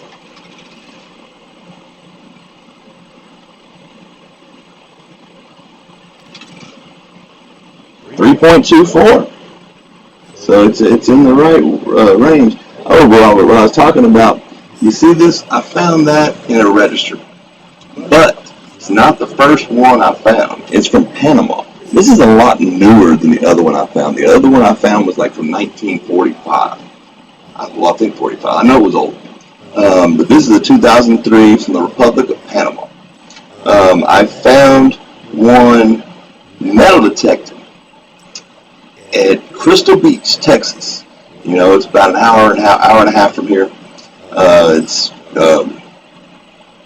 close to Galveston, I'll put it that way. It's on the Bolivar Peninsula. And I was metal detecting. Matter of fact, I think it was the last target I was digging one day. And I was digging up a dime. And if you ever watch that video, you'll see that I cut it short. I was talking, and sorry, I gotta turn this heater off. I'm in my coin cave here. It's not in the house, and there's no central air and heat out here. So I got a little heater under my desk right now. But yeah, I'm digging the target. I'm talking, and all of a sudden I kind of wrap it up real quick. Well, a guy walked over and told me where I found $3. I reached in the bush, like on the sand berm, like the sand hill. I reached in and found $3. Somebody had blown up in the bushes, and a big water moccasin came down right out of the bushes like a couple minutes later.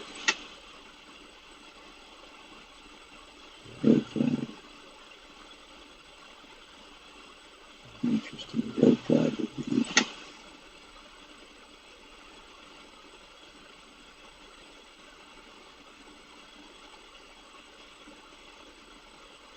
Oh, okay.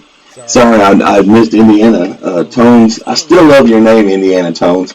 Maybe because I'm a big kid and I still love the Indiana Jones movies. But man, that was sharp. That was a good. You were thinking that day. That's kind of like in the Super Bowl. The Super Bowl halftime.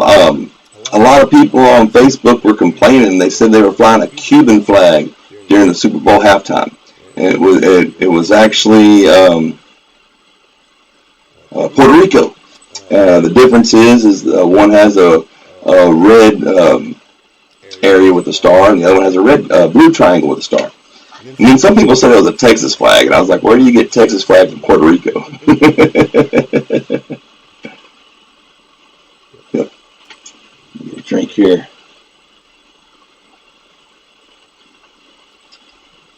So, Indiana Tones, you been out digging lately, man? I haven't seen your videos pop up lately. I'm at the. You know what? Let me check and make sure I still got the bell ring on you. Oh, YouTube's been doing some weird stuff. I found out a buddy of mine was live, and I was like, well, man, I didn't get no notification. And I went and looked, and I wasn't even subscribed anymore. And it's a channel I watch, I mean, at least, 3 or 4 times a week. So if you got somebody's channel you really like, make sure, if you don't see them post, make sure you're still subscribed.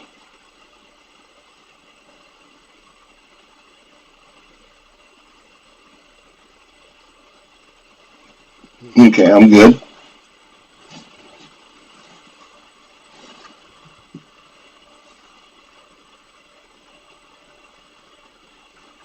Oh, man.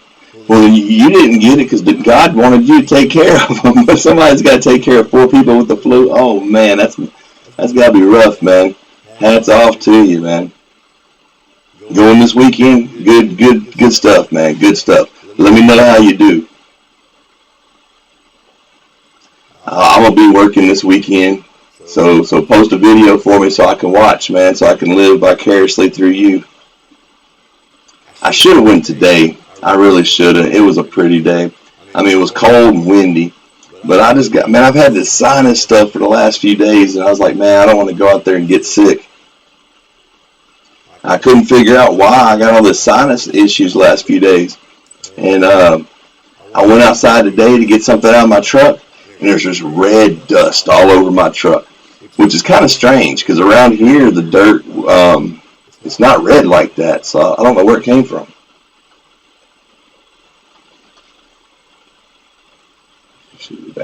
Well, that's good, man. I sure hope your wife and kids get better soon. Ain't nothing worse than having the flu and stuck in the house and sniffling and sneezing and aching. Oh man, I had a case of the flu this year. It was funny. The flu didn't get me that bad. I had the flu and I was down for like a day and a half, 2 days, and then I stayed with the congestion, and I got a sinus infection and an earache and stuff that was worse than the daggum flu.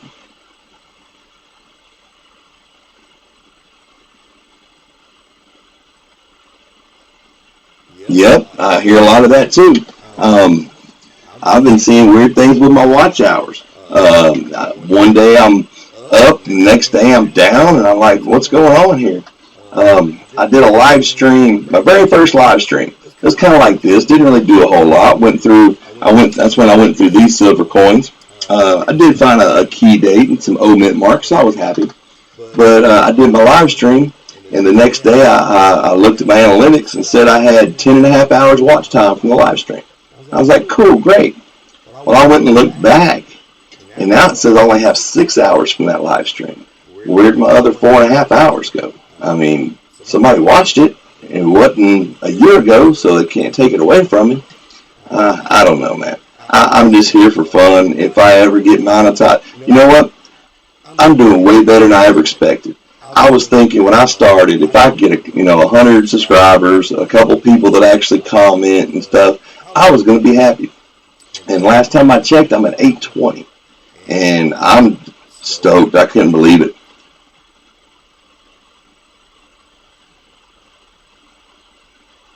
Right? Yeah, I understand that if it's over a year old, the watch time is going to go away. But I mean, my channel's barely over a year old. In my first couple of videos, they didn't really get a lot of watch time. It's funny, I struggled for the first 100 subscribers. And once I got like 200, I started, getting subscribers. I remember I did a 400 subscriber giveaway. And when I was done doing the giveaway, it was time for my 500 subscriber giveaway. And when I did, I think it was my 600 subscriber giveaway, I better start saying supporter. But when I did my 600 supporter giveaway, I had to do my 700. Well, no, it was my 500. I had to do my 600 with my 500 because I had hit that many subscribers during that week. YouTube's crazy, man. Just get on here and enjoy it. Who cares? I mean, unless you're like PewDiePie or however you say his name and you're actually making a living off of it. I mean, I don't think I'm ever going to make a living off of it. If I ever make $1, I'm going to be surprised. I did get an endorsement. I am part of the White Field team. As you see, they sent me this pretty shirt and this pretty hat and sent me a new pinpointer. They asked me if I needed other stuff, but honestly, I don't need it. I already have. I rock my MX Sport. I got the stock coil. I got the 7-inch coil. Right now, I don't have any permissions where the big Kahuna coil will be any good. I hunt like trashy. I hunt beaches, parks, small old home sites. Now, there are a bunch of pastures and fields in my area, and I've been planning on trying to work up some permissions like that. And maybe after I get some permissions like that, I'll ask them and say, hey, can I go ahead and get that big coil? But they asked me if I needed anything, and I was like, man, I need some gloves and a pinpointer. And like, you like shirts and hats? I was like, man, I love shirts and hats.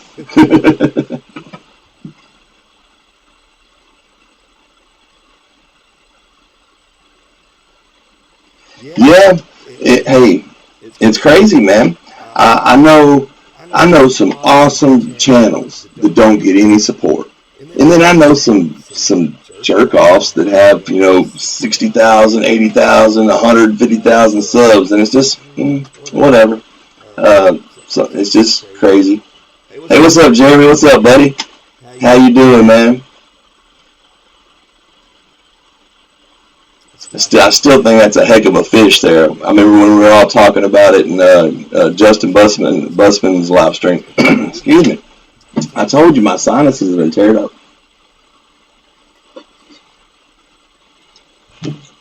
Yes, sir. Take the swag. They sent me some neat stuff. They sent me a drop cloth, a little towel you put on your belt. Yeah, like I said, I did a video unboxing the swag they sent me, and I made it real clear. It's like I'm not on the White's field team, because I want free stuff, or I don't say they make good gear because I want their endorsement. They make good gear, so I use it. So it just worked out that another field team member saw my videos in my MX Sports hat, and he's like, dude, you rocking White's pretty good. Why don't you come and join our team? And I was like, dude, why not? Yeah, that's a big bass. I remember I was fishing with my neighbor. He used to be a tournament bass fisherman, Everett Gish. He used to have his own little spot in Texas Fishing Games, little magazine back in the day. And he took me fishing one time, and I'm fishing, and I dropped my reel, and the little button that spooled out the line broke. Little bait casting reels, little cheap reels. Well, actually, it was, some swag he got from a tournament. He gave it to me. Well, me being me, I'm not going to give up on fishing. His fishing reels were all left-hand. That's why he gave me that swag. So what I did was I pulled out about 15 foot of line, and I put a green curly tail worm about 6.5 inches long, and I would just pitch it by every stump we went by. And I caught an 8-pound bass. The only one who caught a bass over 2 pounds. He caught a live well full of bass, but they were all dinks. I was so happy when we got back. I went and woke my other neighbor up and showed him the fish.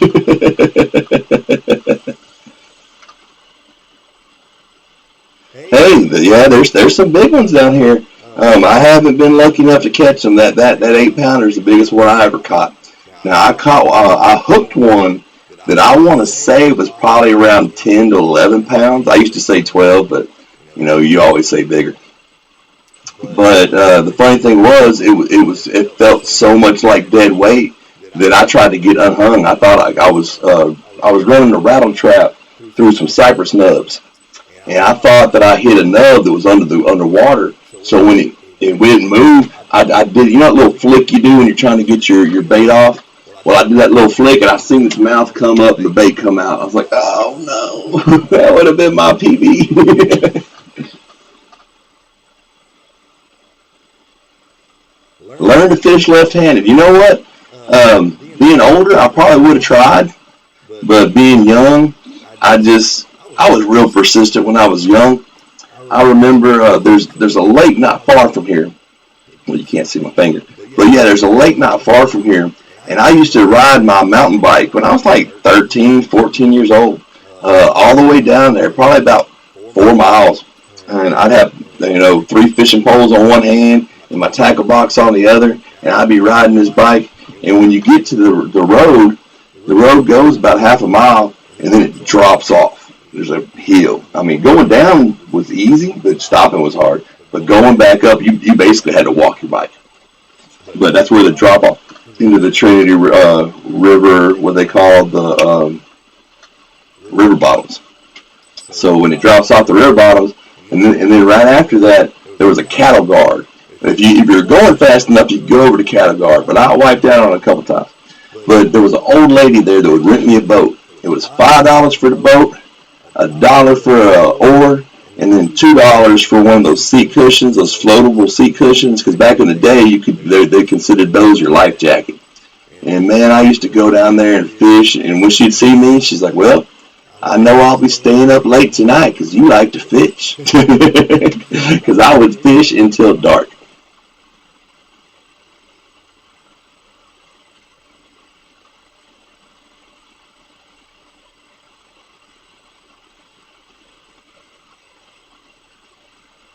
Oh yeah, man.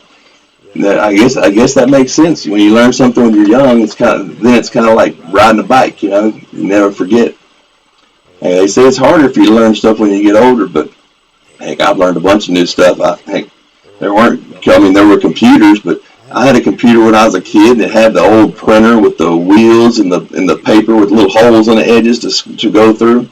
I had the stupid game where it had the two little blocks with a gun on top, and every time you regenerated the game, the landscape would change, and you would say, okay, I want to shoot at a 45-degree angle with 80% power, and you try to blow up the other square. And it was a fun game when I was a kid, but looking back at it now, it was like a dinosaur of video games. You bought your first boat when you were 13? Nice. I got a boat right now in the garage I haven't used in 2 years. I've been debating about selling it. I've been kind of wanting to get into lapidary. I think that's how you say it. Where you cut stones and polish them and whatnot. And I've been thinking that because it's taking up a bay in my garage, I've been thinking about selling the boat and buying some gear and start cutting and polishing stones. You love those games? Man, I loved it too, man. Me and my buddy would play all night. I remember as a kid, I'd have my big boom box with my Guns N' Roses tape and sipping on Dr. Peppers and eating Doritos and playing that stupid game till 3 in the morning.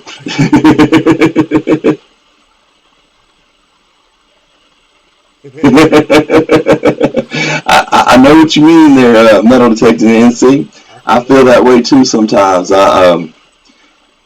When you look back at things, I'm horrible with names.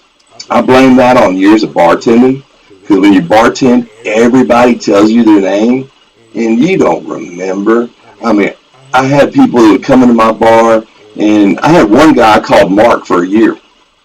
His name wasn't Mark. His buddy's name was Mark. So when he came in, he was always like, man, Mark.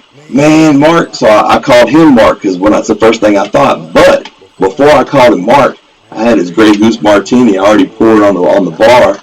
So he didn't care what I called him. He tipped me $20 every time he saw me.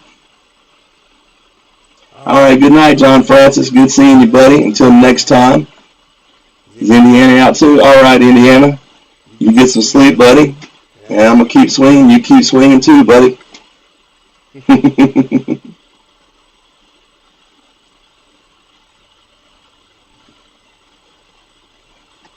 Yeah, I quit smoking a few years ago and went to these little electrics.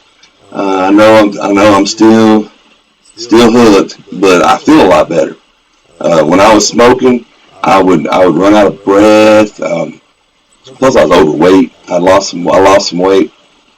I was up to about 255, 260 at one point in time. I got down to 190, and then I went on vacation, and then Thanksgiving and Christmas and the holidays. I'm right outside of Houston. I'm probably like, if you were to get right in the middle of Houston and Beaumont, I'm like right in the middle. About 35 minutes either way. I can be in Beaumont, Houston. 20 minutes I can be in Baytown. 20 minutes I can be in Cleveland. A little town called Dayton, Texas.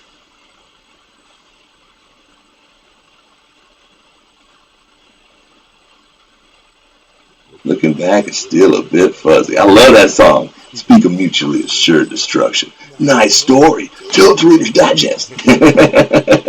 Yeah, I used to rock me some Megadeth back in the day. Now I smoke ham. I'm gonna have to use that one. I quit smoking cold turkey once.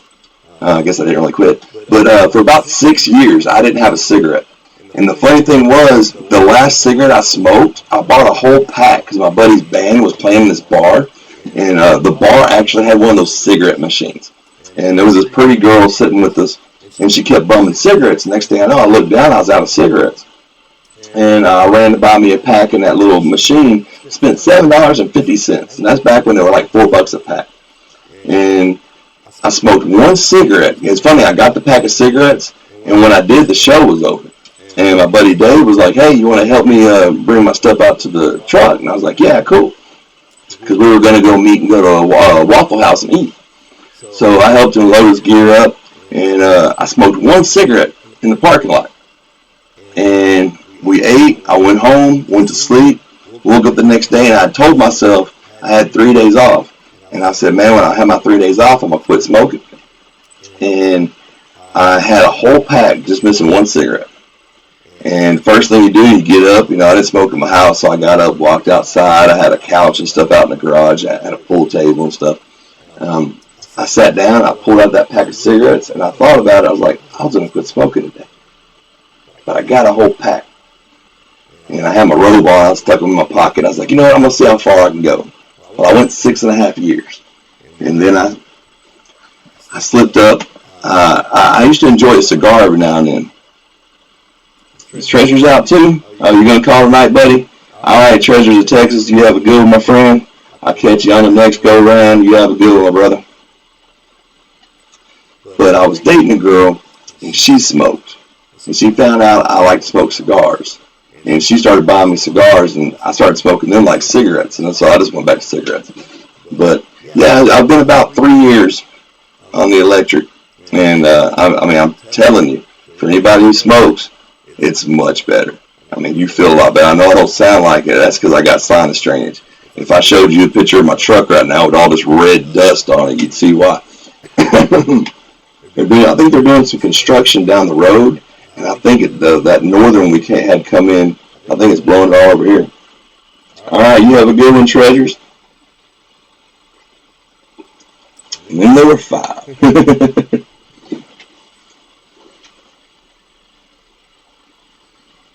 So Jeremy, where are you from, buddy? I see that big bass. I got a feeling you're somewhere south.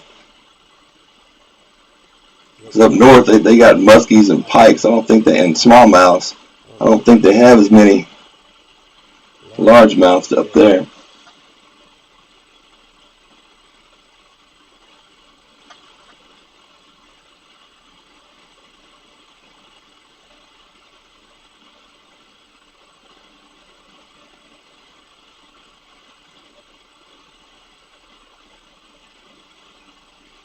Oh, you're heading to Fort Worth tomorrow? Nice. I hear they got a bunch of snow up that way, up in the Fort Worth, Dallas area. Oh, you're in Louisiana. Okay, cool. I actually have family in Baker, and I have a cousin that lives on campus at LSU. She's not a student or anything. She's older than me, but she just has a condo that happens to be on campus. Yes, we get the pine pollen too. I got a funny story about that. I'm not sure her nationality. I want to say she was Vietnamese or she was Oriental of some sort, and she called in a hate crime over pine tree pollen. She thought because she was Oriental, somebody threw yellow dust all over her car.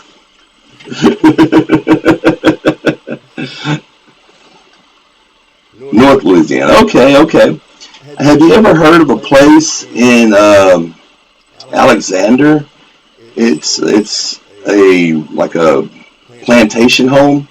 It's not an actual plantation home. Someone built it called Rosewood. It's like a tourist place, like where you could go through, and they had like a working kitchen, and they had people dressed up that like made you feel like you were back in the plantation days. My Uncle Jimmy built that house. If you've ever watched the movie Fletch Lives, the big plantation house where they have the party, that's the house. And the little short fat guy who's taking the invitations of the party, that was my Uncle Jimmy. They actually let him be in the movie because of the house. Yeah, there used to be a big sign for Rosewood Manor, or Rosewood something on I-10 when you drove through. I gotta turn this heater back on. I'm in my coin dungeon. There's no heat out here. Yeah, my Uncle Jim, they called him Diamond Jim because he always had a knack of finding old stuff that no one else wanted and refurbishing it or what, like antiques and stuff. And he'd buy something for nothing and sell it for something. He actually moved to Branson and was a country music producer or manager or something before he died. I don't know. I kind of fell out of contact with him when he divorced my aunt.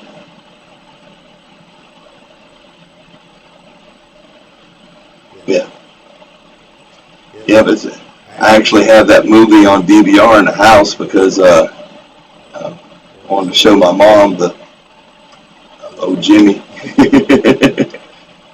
when he was still kind of young. Yeah, I did a lot of my growing up in Louisiana. You ever heard of False River? That's where I was talking about earlier. My grandpa had a fishing camp on False River, and when he passed, it went to my mom and her sister. And on the summertime, me and my mom used to head over there, and she would oil paint in the house, and I'd be outside fishing. There was a little John boat and paddle, and I caught so many nice brim, and I had a trout line run at night and catch nice channel cats. Oh, goodness gracious. Let's see something. Funny, I don't see how long I've been streaming. Seems like last time I could see it at the bottom. I'm still kind of new to all this streaming. This is only my second stream. I'm just having some fun. I'm just getting the hang of it before I start doing some big streams. I'm probably going to start doing some coin roll hunting stuff.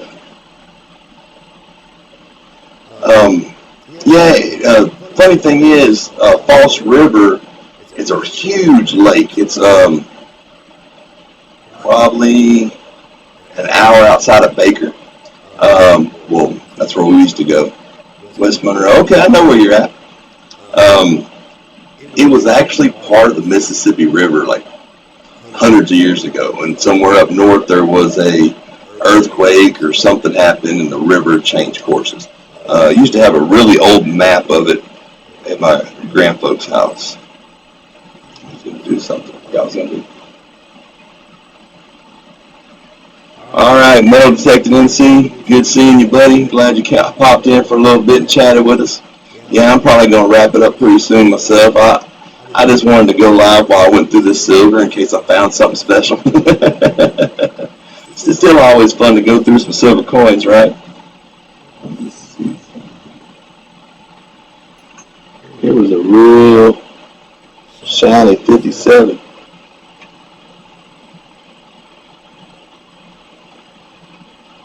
Yeah. Let's see if I can figure out how long I've been streaming here.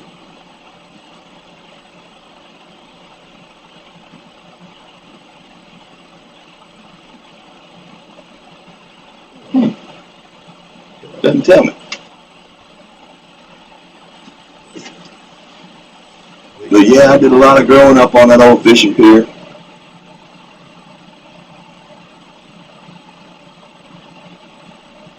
Oh yeah, we'll cross paths again. We've crossed paths before. We'll cross paths again. Maybe one day we can cross paths and dig some holes.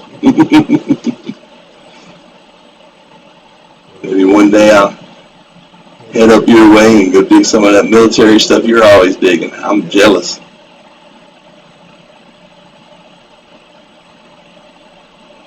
Yeah, it's a nice 57. Hold on. I'll raise my scope up where I can get the whole coin in the view.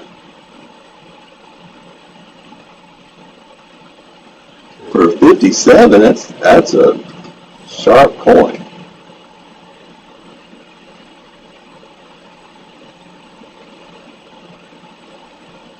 After the rain, I got you, buddy. I'm gonna check it out. I'm gonna like and leave a comment. Finally found another silver quarter. Oh, I got a whole stack of silver quarters here. Those are just the 60s.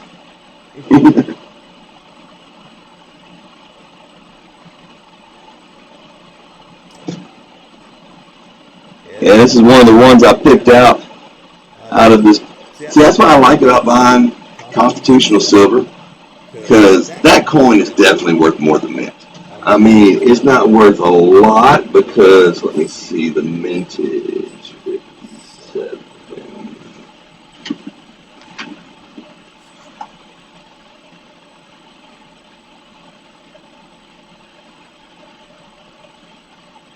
Yeah, there were 46 million of them minted. But it says an E40, it's a $7 coin. I'd say that's extra fine 40, wouldn't you? I think I could get $7 for that coin. Especially if somebody's has a really cherry book and they're trying to find a good 57, I could probably get more. I mean, I won't. I'm not going to sell it. My son will probably trade them off for some Xbox games after I'm dead. But oh yeah, I got some other ones that are pretty sharp too. Let's see. That's not the one I wanted to show you.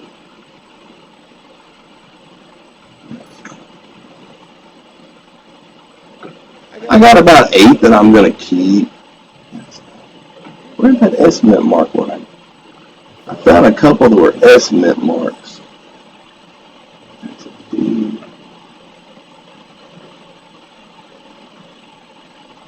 There we go. Because I don't get a lot of S mint marks where I'm at. So I was real happy to find that one.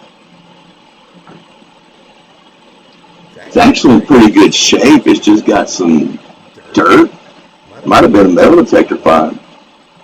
But yeah, I mean, I found about eight quarters that I'm gonna add to my collection. I was really just wanting to stack some silver, and this is a fun way to stack silver because you buy some silver bullion.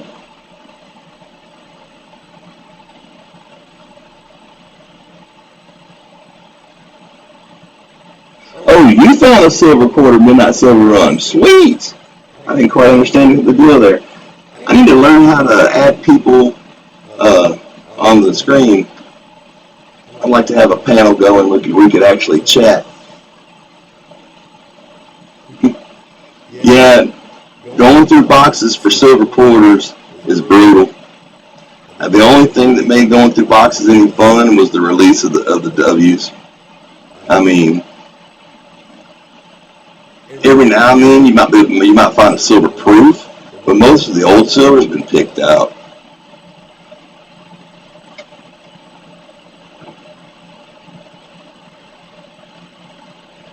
I was sure glad to have that S mint mark though.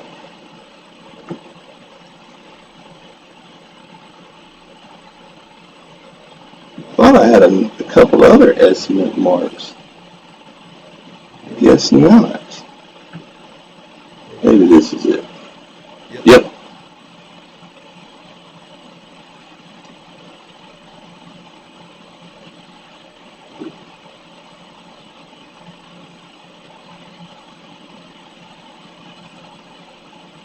Nice. Which W did you get, Jeremy? I've got 3 of the Memorial Parks, and I have 1 of the Warren Pacific. Now, I am dying to find a San Antonio mission. How can the Texan detector not have the Texan W quarter, right? When I bought everything here, W silver. Yeah, I don't know my errors as good as I should. Like I was saying earlier, I'm kind of new to errors, but I got me the Strike It Rich with pocket change, and I've been going through it. I'm going to make me a cheat sheet. I'm going to go through and make me a cheat sheet so I know what to look for. You got the R&R? You lucky man. The R&R and the San Antonio Mission are the ones I really, really want to find. Yeah, I think Mickey found them all. He found them all.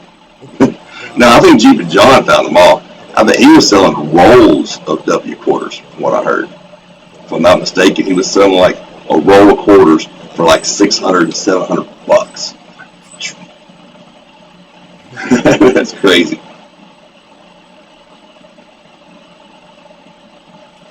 But yeah, the funny thing is, as much as I've hunted for them, all 4 of the W quarters I found in like a week and a half. And it was all the week and a half before I went to Panama City. Maybe I need to go back to Panama City. Maybe if I know I'm going to Panama City, that's when I find W quarters. I should just go every other week.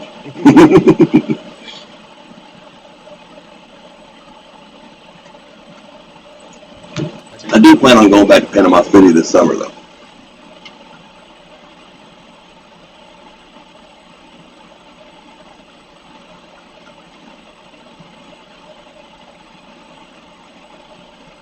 Easy. Well, yeah, when you go, only thing is, when you live in Texas, drive state to state, that takes 8, 12, 14 hours.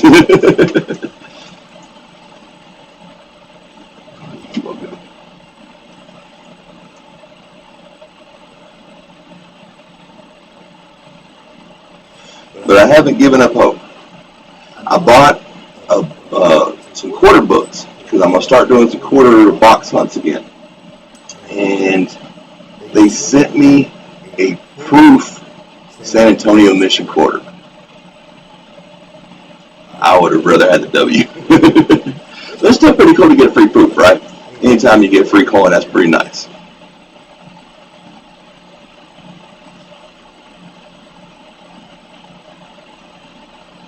So how's the sound tonight, midnight? Do I sound pretty good tonight, besides the fact that my throat's kind of scratchy from...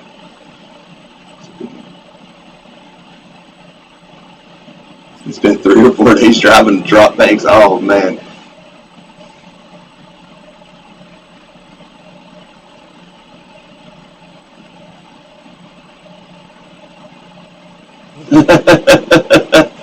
I had a guy working at my restaurant. He came in to fix a cooler, and I was in the office, and I was looking through some quarters, looking for a W quarter. I was looking for the San Antonio W quarter, and I guess he heard from around the corner, and he said I was looking for a San Antonio quarter, and he came in and said, "Here, man, I got one right here."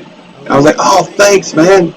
And I looked at it, and it was a Philadelphia. I didn't want to, he's trying to do something nice, so I was just like, "Oh, man, thanks, I was looking for that."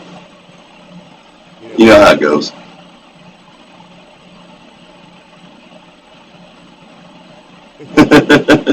It's like that sometimes. It's funny, I'm wondering, in a few years, if I'm not going to be out metal detecting one day and find the W quarter I've always been looking for buried in the dirt. The sad thing is, our clad coins, they don't take to the dirt very well.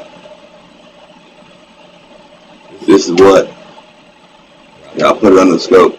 This is what a nickel looks like that you dig up out of the dirt. And it's funny, I know you, Midnight Silver Run, I know you see people, they post a nickel like that in Coin Ops or Coin Roll Hunting USA or something, and they're like, "What kind of error is this?" It's like, I got a copper nickel. And I tell them, it's like, "No, you just got a nickel somebody dug up out of the ground." That's what you call environmental damage. But I can actually bring that nickel back to its silvery finish in about 2 hours in my rock tumbler.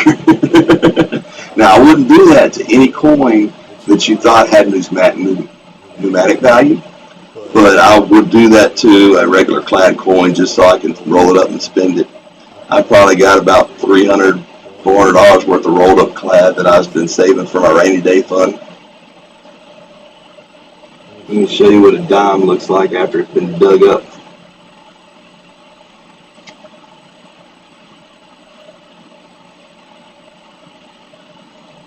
That's a dime I dug up Saturday.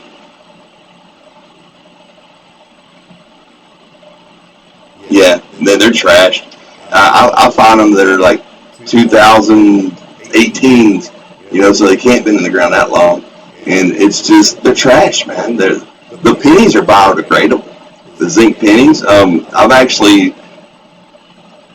I've almost thought about notching out 55 on my detector. Only thing is, sometimes other things come up in 55 that are actually good. But 55, 98% of the time is a 3/4 of a zinc penny. And I seriously mean 3/4 of a zinc penny, where like part of it has already rotted away. It's sad. You know, I can find a silver quarter.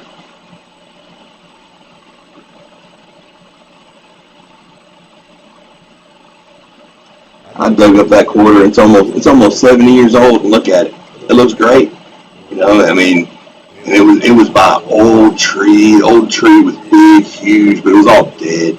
I was kind of nervous metal detecting under it. And where I found it is right where it was leaning towards me. If you watch the video, I even hand up to it and say I might want to get out from underneath it. But yeah, I can find a 70-year-old coin that looks like that. And then you find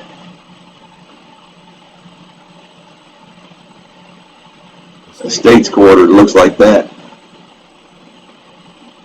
It's a shame. We used to take pride in our money. Our currency used to be beautiful, but now it's garbage. Makes me think, as excited as people get for like silvers now, in like 10, 20 years, people are going to get that excited about finding a copper penny, you know, because these zinc pennies are garbage. So if you find you a nice 1963 high relief regular old memorial penny, and it's going to be like finding something special.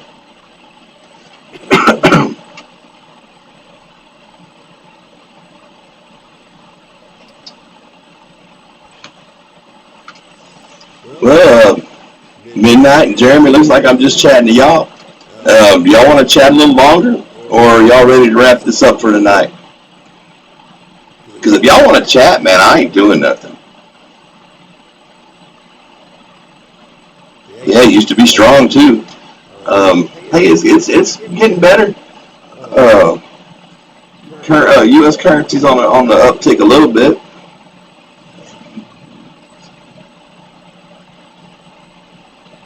And what are you gonna do on it? Yeah, I found. Hold on, I might have one here somewhere.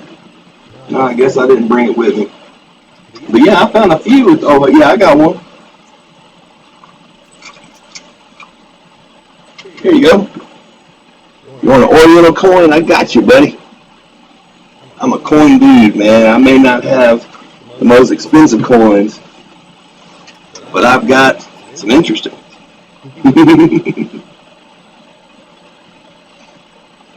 That was in a register at work in the quarter dispenser. Yeah, I feel you, brother. I think it's just about time to call it a night anyway. I went through my silver. I had a little bit of fun. Glad y'all stopped in and chatted with me. Hey, the Rockets are going to beat the Lakers. Yes. Oh, I wonder if the new guy played tonight. That's the one you were talking about?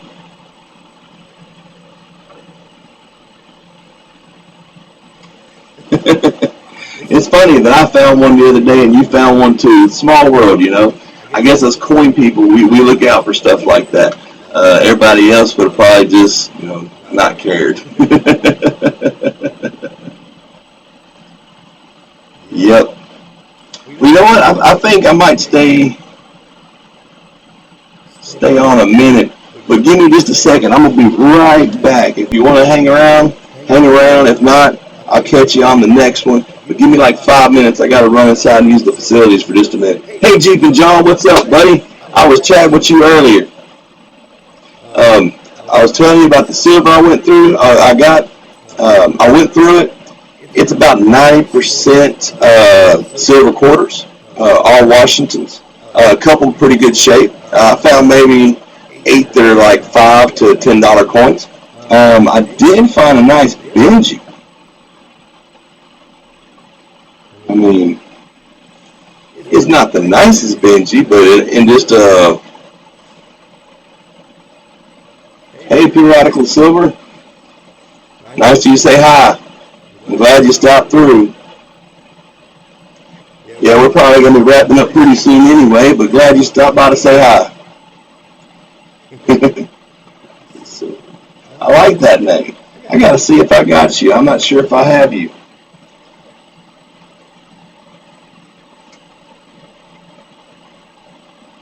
I know I've seen that name before. I clicked on Jeremy. Hold on. Any channel about silver? Oh, yep, I got you. I got you, periodical silver. Oh, wow. I'm going to have to check out this Morgan Dollar tribute proof set, man. That looks pretty sweet.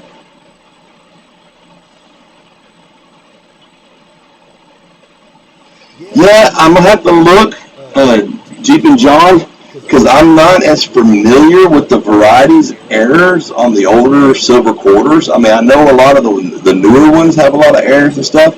Right now, I just kind of separated them by, by 60s, 50s, so when I do look later. Hey, Misplaced Sweeper Girl, what's up? How you doing? Glad to see you in the house. You're in Texas too, periodical silver? Why can't I say that today? Sorry, my throat's all chewed up. They got all this red dust outside. They're doing some work down the street. It's killing me. Hector's interest in coins. Hey, what's up, buddy? Yeah, this is actually on my second stream. I'm just going through some silver tonight, seeing what was going on. Glad to see everybody popping in. I was almost about to call it a night, but hey, we got people to chat with now.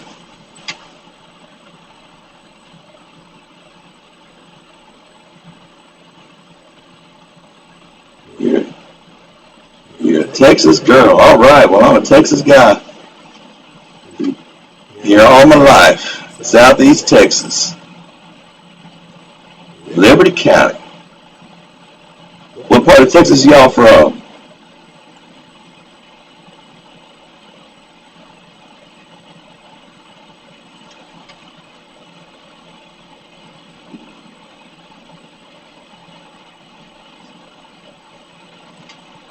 Look at this Mercury dime again. It's slick. That's the oldest coin in the bunch.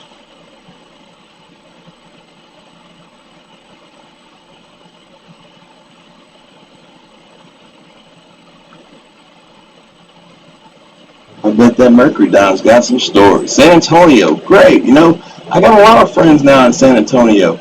I got a buddy of mine I've been talking about doing a metal detecting trip over that way. I got a cousin that lives out in Kerrville.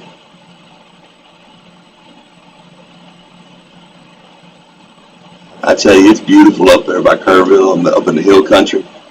He lives a little outside of Kerrville. He's got him a house up on the hill.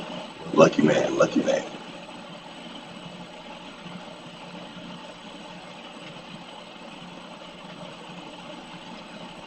This Mercury dime is actually in great shape if it didn't have the smut and the crap all over it. I'm gonna look.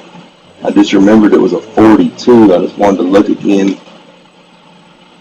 It was that 2/1, but I don't think it is. Sure would be a lot cooler if it was, wouldn't it? Had a buddy of mine, Parker at Pat, found that Mercury dime 42/41 metal detector, and he didn't even know he found it. I don't think his eyes are that great. And somebody watching this video was like, man, you need to look at that coin again. So go watch it. Actually, it says 8 now. Nice, nice.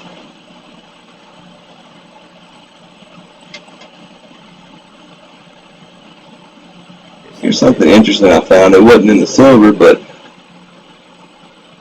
anybody seen anything like that? That's definitely not from Texas. Oh, got it upside down. That's a Russian 1 ruble. All right, Silver, you have a great night. All right, Jeremy, you have a good one too, buddy.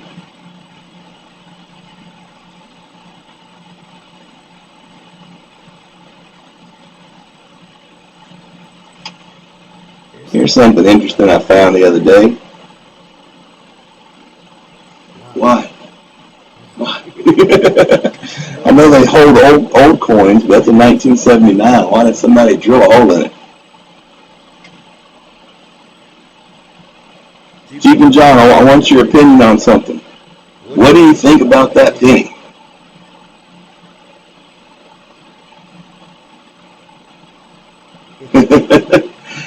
You girl, that's me every day. Every day I'm like, I'm going to go to bed, and I get off the computer, and then I turn my TV on to YouTube.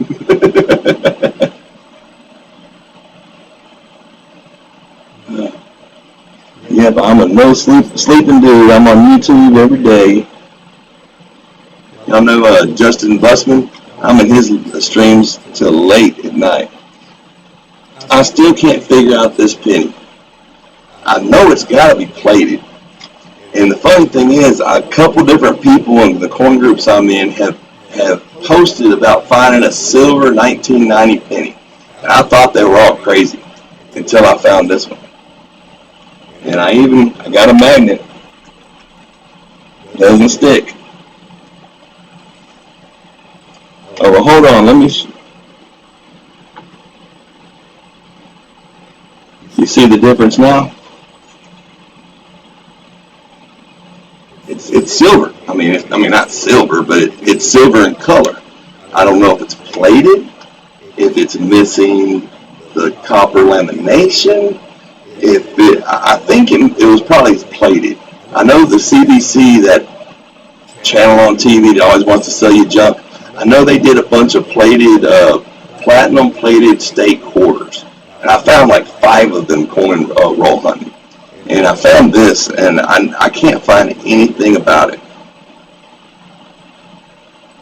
Hey, that's a good idea. I have a scale right here. It's a 1990 penny, so it should be zinc. Weighs 2.59.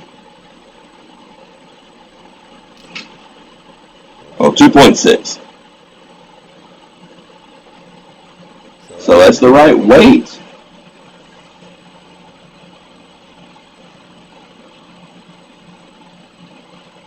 Yeah, they could have done something chemically to it. It's got so much detail still. I mean, normally I would say it was either plated or yeah, it weighs a little over 2.5. It weighs 2.6. So maybe it is plated. Maybe that's what it is. Maybe it's got 1/10 of a gram of platinum. I'm lost. But either way, I'm going to keep it because that's pretty cool. I mean, I don't think it's going to be worth anything, but I think it's pretty cool to look at.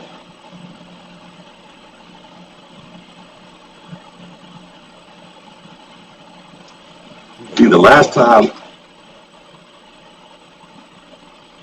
I got some silver, I bought 2 rolls of mercury dimes, and I got 2 rolls of that.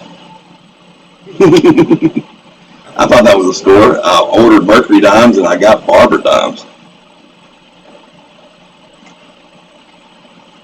I was pretty happy.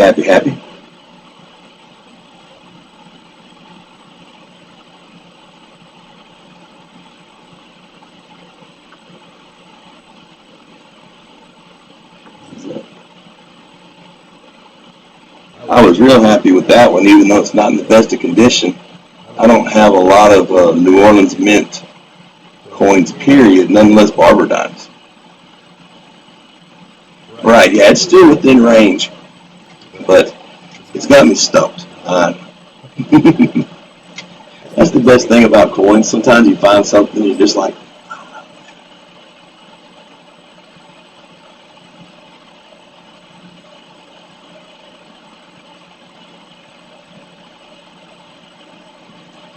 here's another New Orleans Mint mark.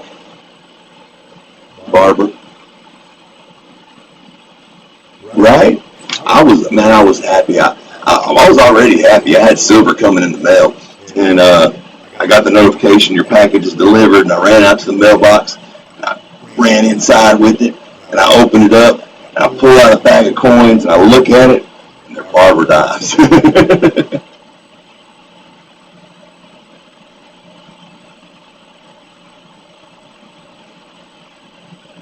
Uh-oh. What what link were you trying to post, Misplaced Youper Girl? I can post it.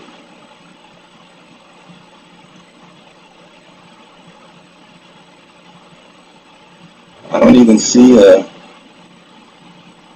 comment taken away. Very strange, very strange. I'm still trying to get the swing of this whole Streamlabs thing. Oh yeah, that's what I said, score. And when I saw that, that's a real score.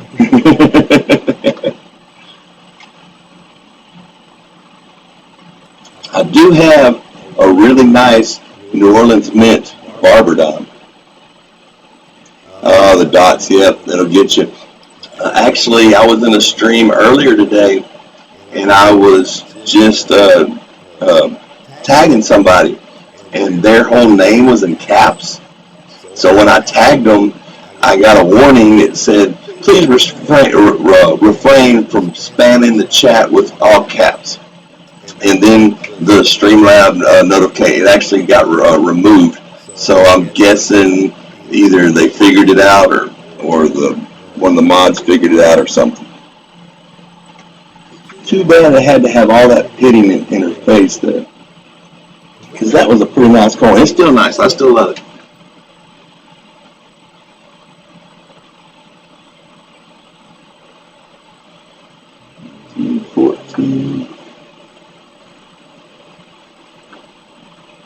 I want to keep that one. I think there was something special about that date. Here's a real dark one here.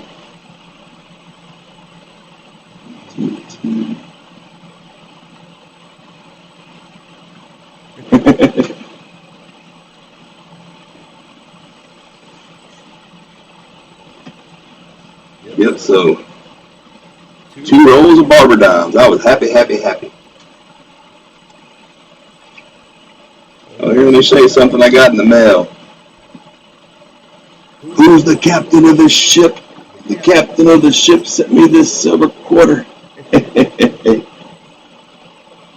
Not much of a date left, but hey, it's a standing Liberty quarter. I will take it every day of the week and twice on Sunday, especially when it's free.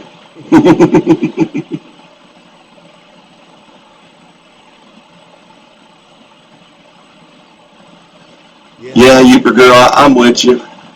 I got to call it a night too. I have a hard time. Stop looking in the coins here. I'm going to start tubing them up here.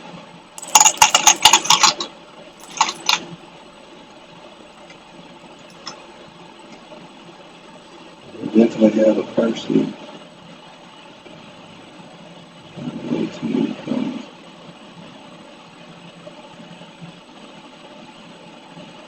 Yeah, you know, there's a lot of channels out there. I'm not going to lie. People out there finding 14 large cents and seeded this and capped that. And it just makes you wonder. It's like, I mean, I like to watch them because I like to see the coins, but it's like, dude, every time you go out, you find 5 large cents and this and that. It's like, kind of makes you wonder, you know. I go out and do a lot of metal detecting, and I'm lucky to find a silver every 3rd trip. That's a good month if I get a silver every 3 weeks.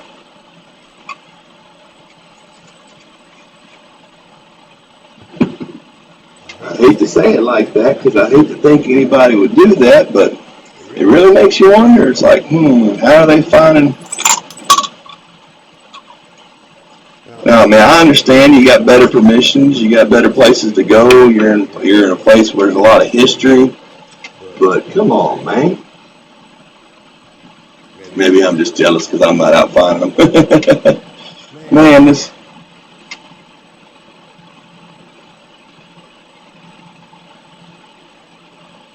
candy sure looked good when I looked at it. Then I put it under the scope and it looked trashed.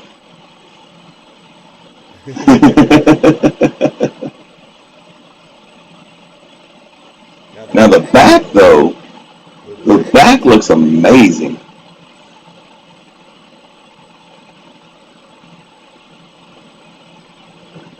Too bad Kennedy had to cut himself shaving all them times. Huh?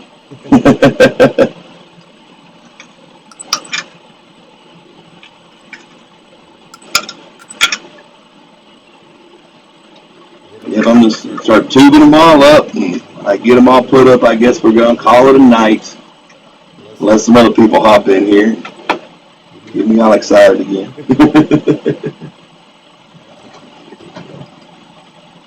At least I was smart this time. Last time I looked through coins, I just had them everywhere. And then when I wanted to go back and look at things, they're all mixed up. Set them off by date this time. Hey, Make America Great. What are you doing, buddy? I thought you were going to miss us.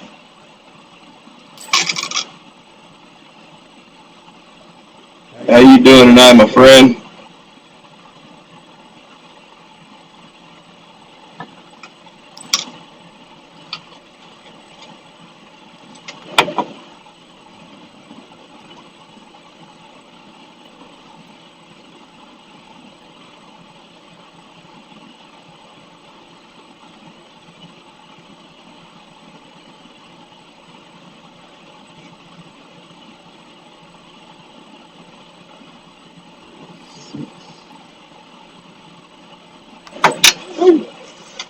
Well, I just dropped a dime, and not only did I drop it, I think it hit my shoe. Oh no, it went on the floor. It just hit the inside of my leg. So how you doing tonight? Make America Great Again? Pretty good, just chilling. All right. Yeah, that's what we've been doing. We've been chilling, looking at coins. Hey, I got a penny I want you to look at. Now I'm gonna put another penny next to it, just to show you what we're looking at. Because I know sometimes the scope can kind of bleed out the color, so I want you to know what we're looking at. Isn't that odd?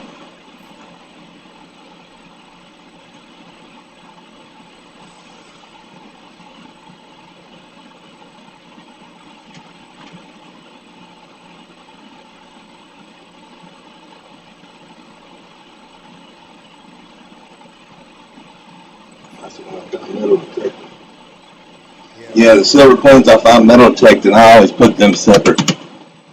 I put them in a flip, and then on the back I'll put MD just so I remember I found them metal detecting. Cause that's always a special thing when you find a metal detecting.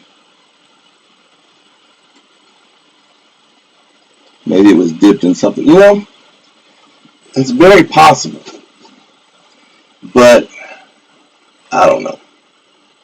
Can't you dip them in like mercury or something, make them silver like that? What was that? My computer making noise at me. It normally only makes that noise when something gets unplugged or plugged. I wonder if it didn't bump anything. So Make America Great, you were in my last stream. Is the sound better this time? I'm using my actual external mic.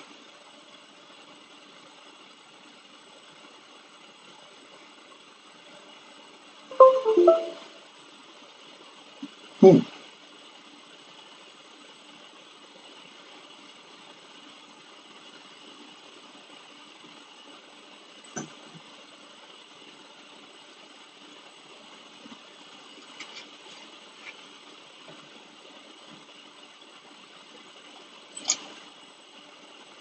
Really, a gold dime. Well, you know, it's not uncommon for companies like Littleton's Coins or like those companies on the CBC to do special sets where they plate a coin. And as good as that one is, I'm kind of wondering if that's not from one of those kind of sets. Now, I don't know why they would do a 1990D penny. I mean, normally when they do a set like that, it's like state quarters or, you know, maybe they did a year. Maybe they did like birth year sets, like plated in platinum or something.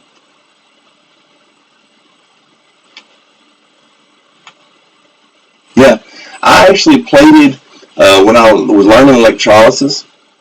I was goofing off, and I plated a penny with stainless steel. It was pretty strange, but I mean, it didn't come out looking like that.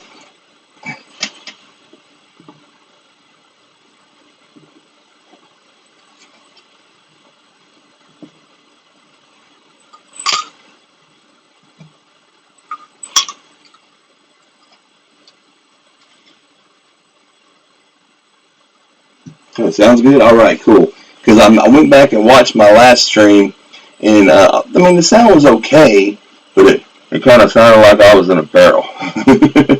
Because then I know I had my mic out, but I had ran out of USB ports on my computer, and I had to buy a USB hub, so that way I could hook up my external mic. And then I had the fun of figuring out how to get it to work. I mean, I could get the mic to work, but when I got the mic to work, the speakers on the computer quit working. I had to go through settings and play with stuff. It was fun. It was a fun day, let me tell you.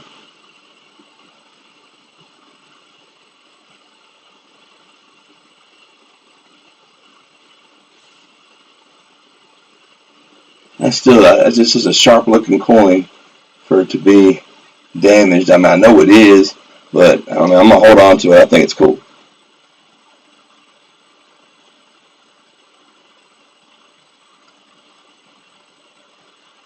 Oh, there's my counter. Okay.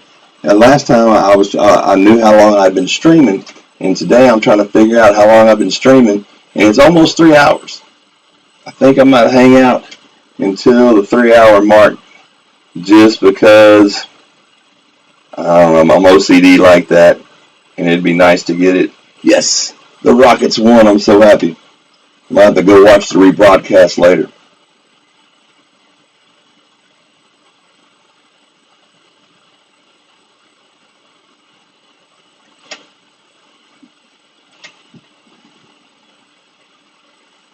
Oh, you saw that video? Yeah, I've actually got the double silver sitting right here.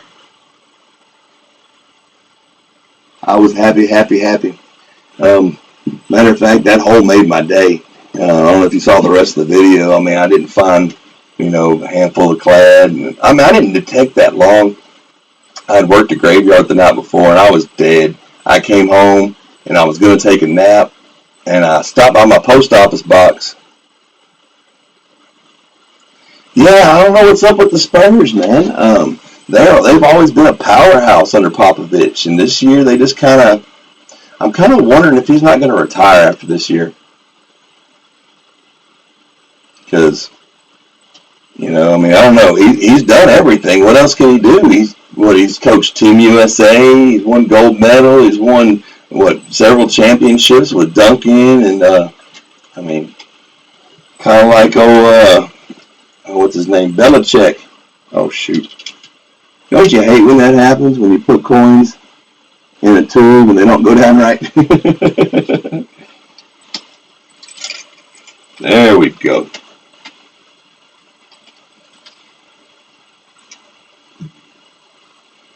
Oh yeah, I know they don't have Duncan anymore. Oh yeah, I'm just saying he's won championships with Duncan. Man, if he had a good team around him, he's still a hell of a coach, man. That dude's smart, man. That dude knows basketball. But I'm kind of wondering if the NBA hasn't passed up his style of coaching. You know what I mean? He was, mid-range, rebound, fundamental, defense. And now it's just run and gun three-pointers or slams. But hey, everybody, it comes time where everybody has to call it. I wouldn't be surprised if Popovich called it after this year. Do the Spurs still have that the female assistant coach, or did she get a job somewhere else?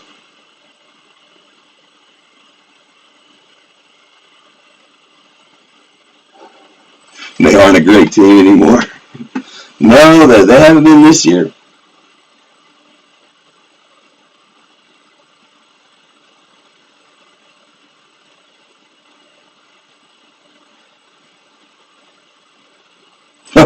Oh yeah, he likes to give interviews, all right. He gives the same interview that Belichick gives. Like, yeah, we won because we scored more points. We all lost today. Why'd y'all lose? We didn't score enough points. We didn't play good enough defense. So what are you going to do to play better? We're going to try to score more points and play better defense. I love it. Becky, all they do, they still have her. I was kind of thinking they were going to groom her to take his spot. Oh, Duncan's a coach now. I have seen him on the bench. I didn't know if what his role was, but that's great. That's great. Hey, it's always great when you can get one of your local legends to be the coach for your team. You know, that's awesome. I always liked that Hakeem always worked with the Rockets. He's always worked with our players and whatnot. I'll tell you, I was kind of upset when I seen him working with LeBron. I'm like, man, what are you doing? He's not a Rocket.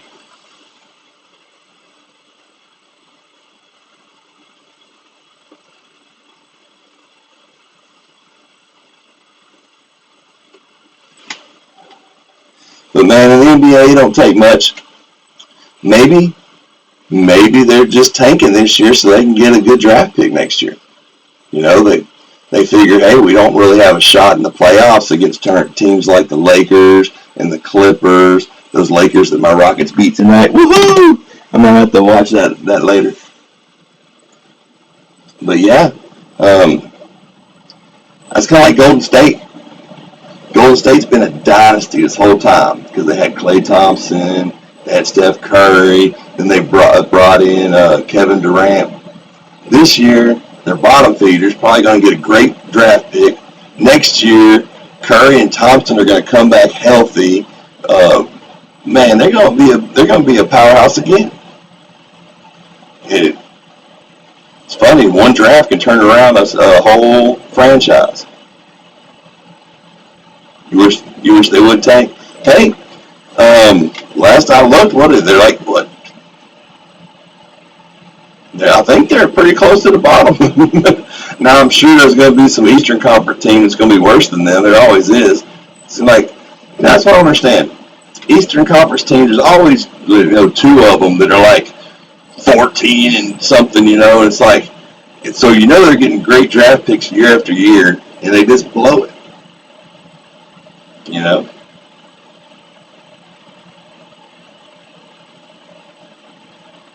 Oh, they got another first row. See, maybe that's what they're doing. Maybe they're just stacking draft picks, positioning themselves good in the draft. So next year they can, heck, Noah Popovich, he might already have a guy picked out. It's like, man, I want to draft third and get so and so.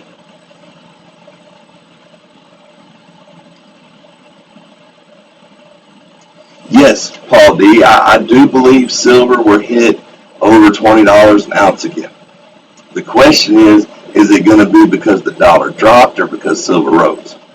A buddy of mine's got a philosophy that silver and gold don't rise or fall. The dollar gets stronger or weaker. Makes sense. But, oh yeah, it was close to 20 the other day.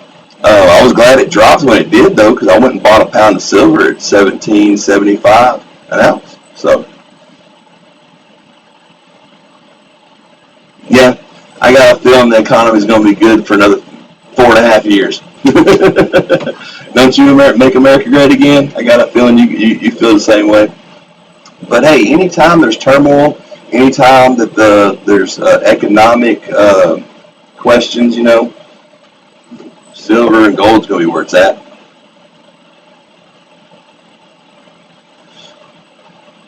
That's the reason why, like today, I've been stacking constitutional silver. That's my New Year's resolution. Because I have some pretty silver rounds and whatnot, and they're pretty. You go to Apex or wherever and get your silver rounds, but everybody knows what that is. Everybody knows what that. Everybody knows what these are, and when you get those silver rounds, there's always that question: is it from a reputable bullion dealer? I've been waiting 38 years.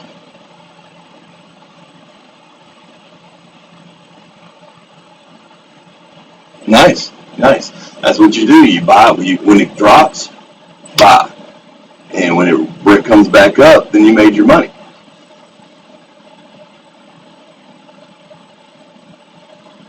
Exactly, exactly. And that is why it's so important to stack these. You want silver dimes. You want silver grams. Because if it ever hits the fan, and I mean it could. I mean look at places like Venezuela. They have all the resources to be a superpower, but they elected a stupid socialist leader, and now they're all poor. But if you're out trying to buy a loaf of bread, you don't want to have a big silver round. You want to have smaller pieces. Yeah, it gives us time to stack. Because honestly, the way I see things going, it's going to go one way or the other. I'm hoping it goes this way, but I'm preparing for it to go this way. And we all should. We all should. I think you should have silver. I think you should. I'm not saying you should have a 40-year supply of food, but you should have enough food that if you couldn't get to the store for 2 weeks, you're going to be okay. You know? I mean, because, hey, I mean, it doesn't, a natural disaster could happen. You know, like look what happened when New Orleans with Katrina and whatnot. When something like that happens, you know, electricity's out and you can't swipe your credit card, you got to be able to buy things. 35 cents each. Nice. See, I love mercury dimes. That was one of my main things I was going to stack this year with mercury dimes. And the other day I bought me a roll of silver quarters and I bought 2 rolls of mercury dimes. But when I got my mercury dimes, this is what I got. 2 rolls of barber dimes. Hey, I'll take it. I found a couple old mint marks. I found some pretty nice ones. I'll leave it up there. I like looking at them in a good mercury dime. A barber dime. Yep, if you want peace, prepare for war. Hey, Dominic Peterson, how you doing, buddy? Nice stash. Thank you, man. You missed it. What today I did is I bought a troy pound of silver. And I'm just going through it to see what I have. I found about 8 quarters that were, I don't know, $5 to $10 coins. And, I don't know, $7 to $12 coins. And most of it's what I thought it was going to be. A bunch of 64 quarters. These are all 60 quarters in the 60s. Half of them are 64s. But, I mean, I did find a few 40s. I found 130. And I'm just doing it to stack to start off with. But I was just cherry picking. I've got a handful of coins I'm going to look at later. And then I'm going to go, I've got them separated into like the decades. And I'm going to go back and look and see if there's any errors or varieties I need to look for. But hey, I think if you're going to stack silver, one of the best ways to stack is constitutional, because not only then can you stack silver, but you can go through and cherry pick. The oldest coin I own, probably. Oh man, I know it's in the 1800s. I know I got an 1843 large cent. I know I have some like in the 1840s. It's something in the 1840s because I got some seeded dimes, a half dime, stuff like that. I got a trine. I think it's 1843. So yeah, probably around 1843. I've been collecting for a long time, but I didn't get serious about it until recently. Before, I just, I kept what I had. When I was a kid, my grandfather had a small coin collection, And out of all the grandkids, I was the only one that took any interest in it. All the other grandkids like they said, "That's neat, Grandpa. Can I spend it?" And he's like, "No." He's like, "Well, I want to go buy an ice cream cone." 17.95 silver dollar. Oh, you had to sell it. Yeah, that man. I, I've invested before, and yeah, it can get you. I had a Roth IRA. I had to cash out. I had a surgery. I had to get taken care of. But I put some money into it, and after I put the money into it, stock market crashed, and I lost like half of it. And then I forgot about it when I lost half my money. I was like, well, it's a lost cause. I'll just save it till I get old. And I had a little decent money in there for the little bit I put in there when I finally did have to cash it in. But hey, you got to do what you got to do sometimes.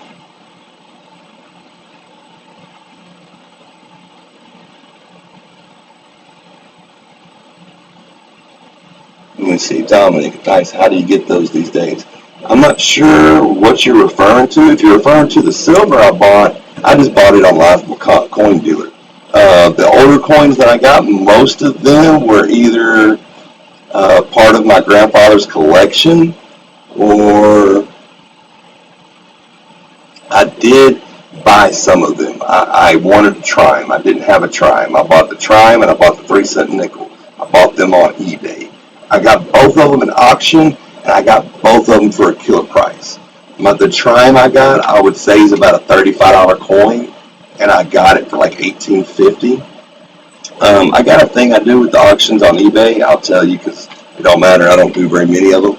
But if I see something I really like, it goes up on an auction, it's got 5 days, I'll make a real small bid, especially if I can be the first person to bid. But when you make that bid, your eBay will notify you when that auction's almost ending. It's like, hey, the auction you bid on has got 10 minutes left. And when it notifies you, if it's in a price range that you're comfortable with, I'll just wait till the last second. I'll wait till it says 3 seconds, and I'll send my bid.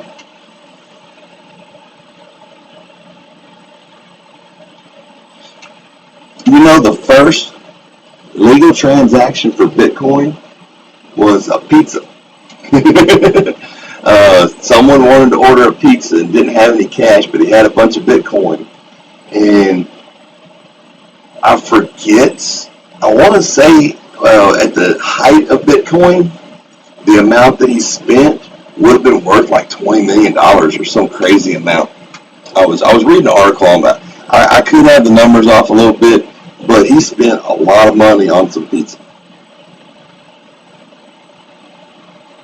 Yeah, I'm with you, man. I'm a good deal finder. Everything I do, I try to find the best deal. If it's a product, I go first thing. If I want to buy like some electronics, a camera, a microphone, first thing I do when I see it on eBay or Amazon or wherever I'm shopping, I just copy the name. I go straight to my YouTube and I put the name in, and I look at all the reviews. I look at the reviews on Amazon. I look at the reviews on eBay. I want to make sure I get the most for my money. Well, hey guys, y'all hang out for just a minute. I got to run inside real quick, and I'll be right back. Who knows? I might even do a giveaway.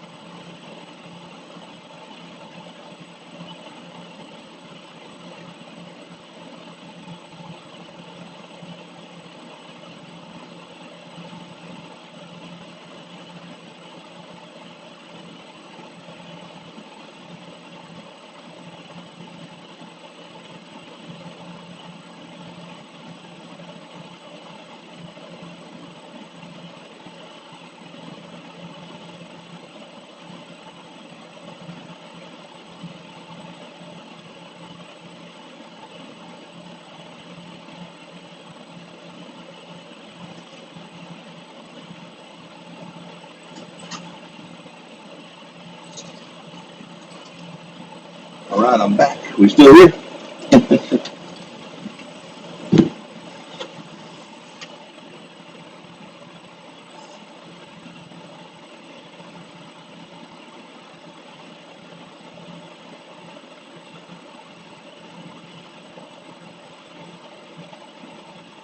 Garth Brooks.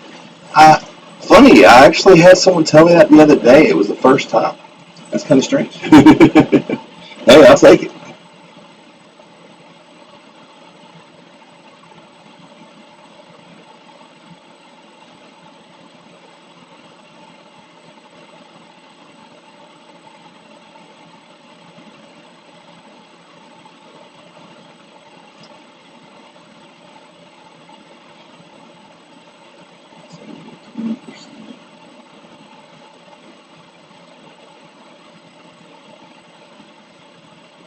Oh, you got on the news? That's awesome.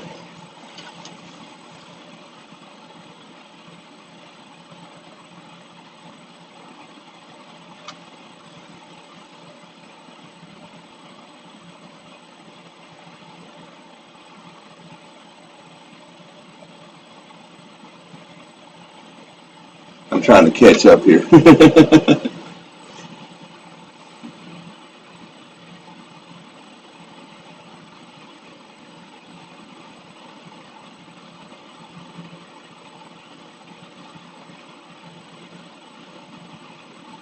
So you had stock in McDonald's? Sweet.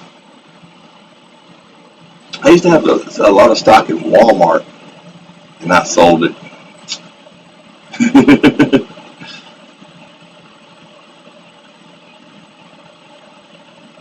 I sold it because it went up. It had been down for a while, and when it went up, I was like, "Sweet!" I sold it, and it dropped after I sold it. I was like, "Man, I'm sure glad I sold it." And then it went up to 80 and split, and I was like, "Oh."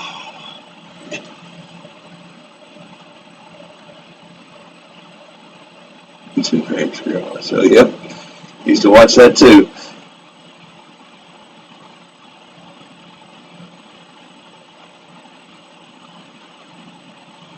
Let me see if I got you, Paul D.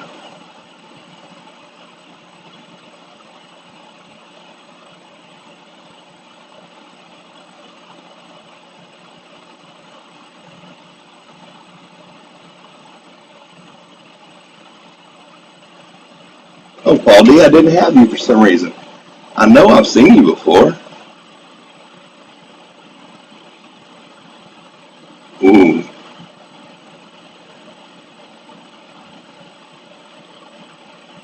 might have to check this out. Silver tray with Mike.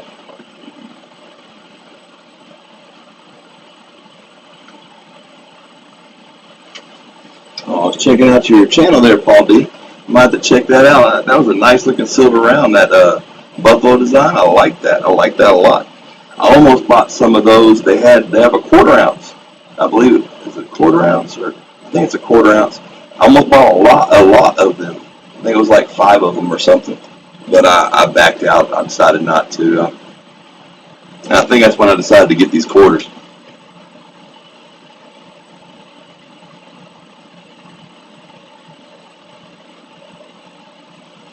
Yeah, but anytime you get to be on the news, that's pretty cool. I got to be on the news one time when I was a kid. I was so happy. They were doing. They wanted to put a toxic waste dump not too far from here, and they were going to pump it down in the salt dome. But the area where they wanted to put it in was floodlands, and they would have polluted the water supply. There was a big controversy about it. And at my school, they had a big. They were having a trial about it. The water commission and stuff. I don't know exactly, but I would go up to the schools during the summer. I used to go up to the school every day at 2 o'clock. They'd open up the gym and we could all play basketball. And I was a basketball player back then. I was short, but I could hoop. And because I went up there every day, I had to ride my bike, so I would get up there a little early, and I would sit in on the trial. And on the last day, they asked me. I got interviewed on the news. It's pretty cool, you know. You're 14 years old and you're on the news.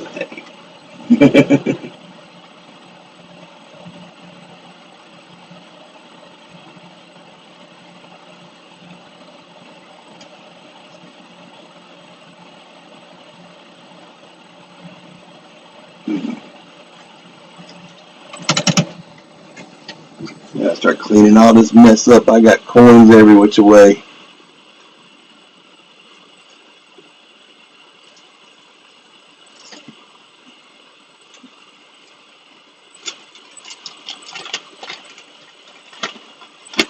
So Paul D, what do you stack the most? I see on your channel, I see kind of a mix. I see some constitutional, and I see a lot of rounds.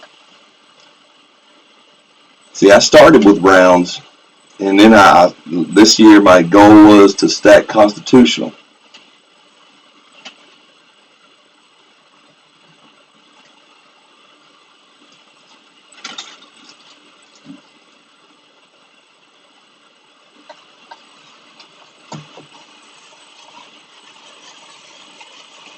Uh-oh. What's up with my mouse here, man?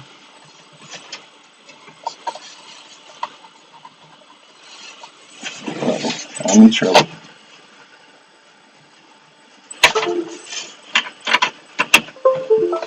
There we go.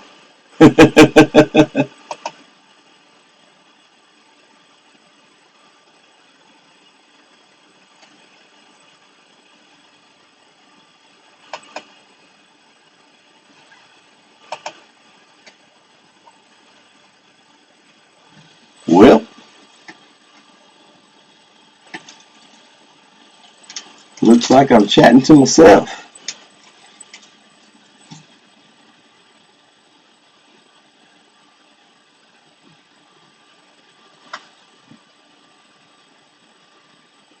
Well, it's been 3 hours. I probably should get off anyway.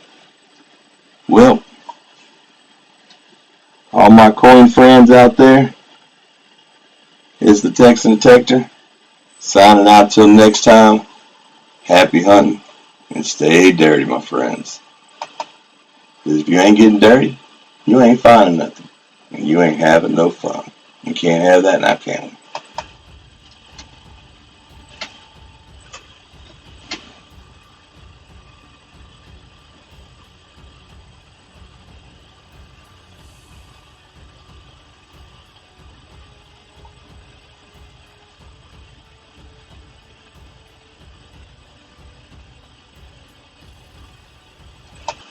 Hold on.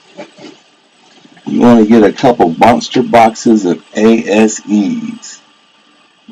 What does ASE mean? Yeah, I was signing out, but I got confused here. Monster box of ASEs. American Silver Eagles. I got you now. It took me a second. I couldn't sign off until I figured that out. All right. Until next time.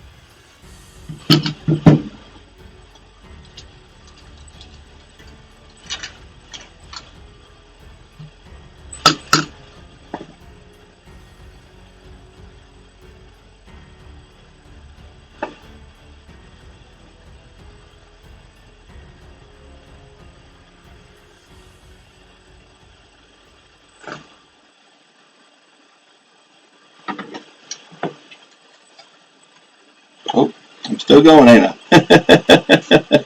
Yeah, American Silver Eagles. I thought I already killed the stream. I forgot I got to hit the button, don't I?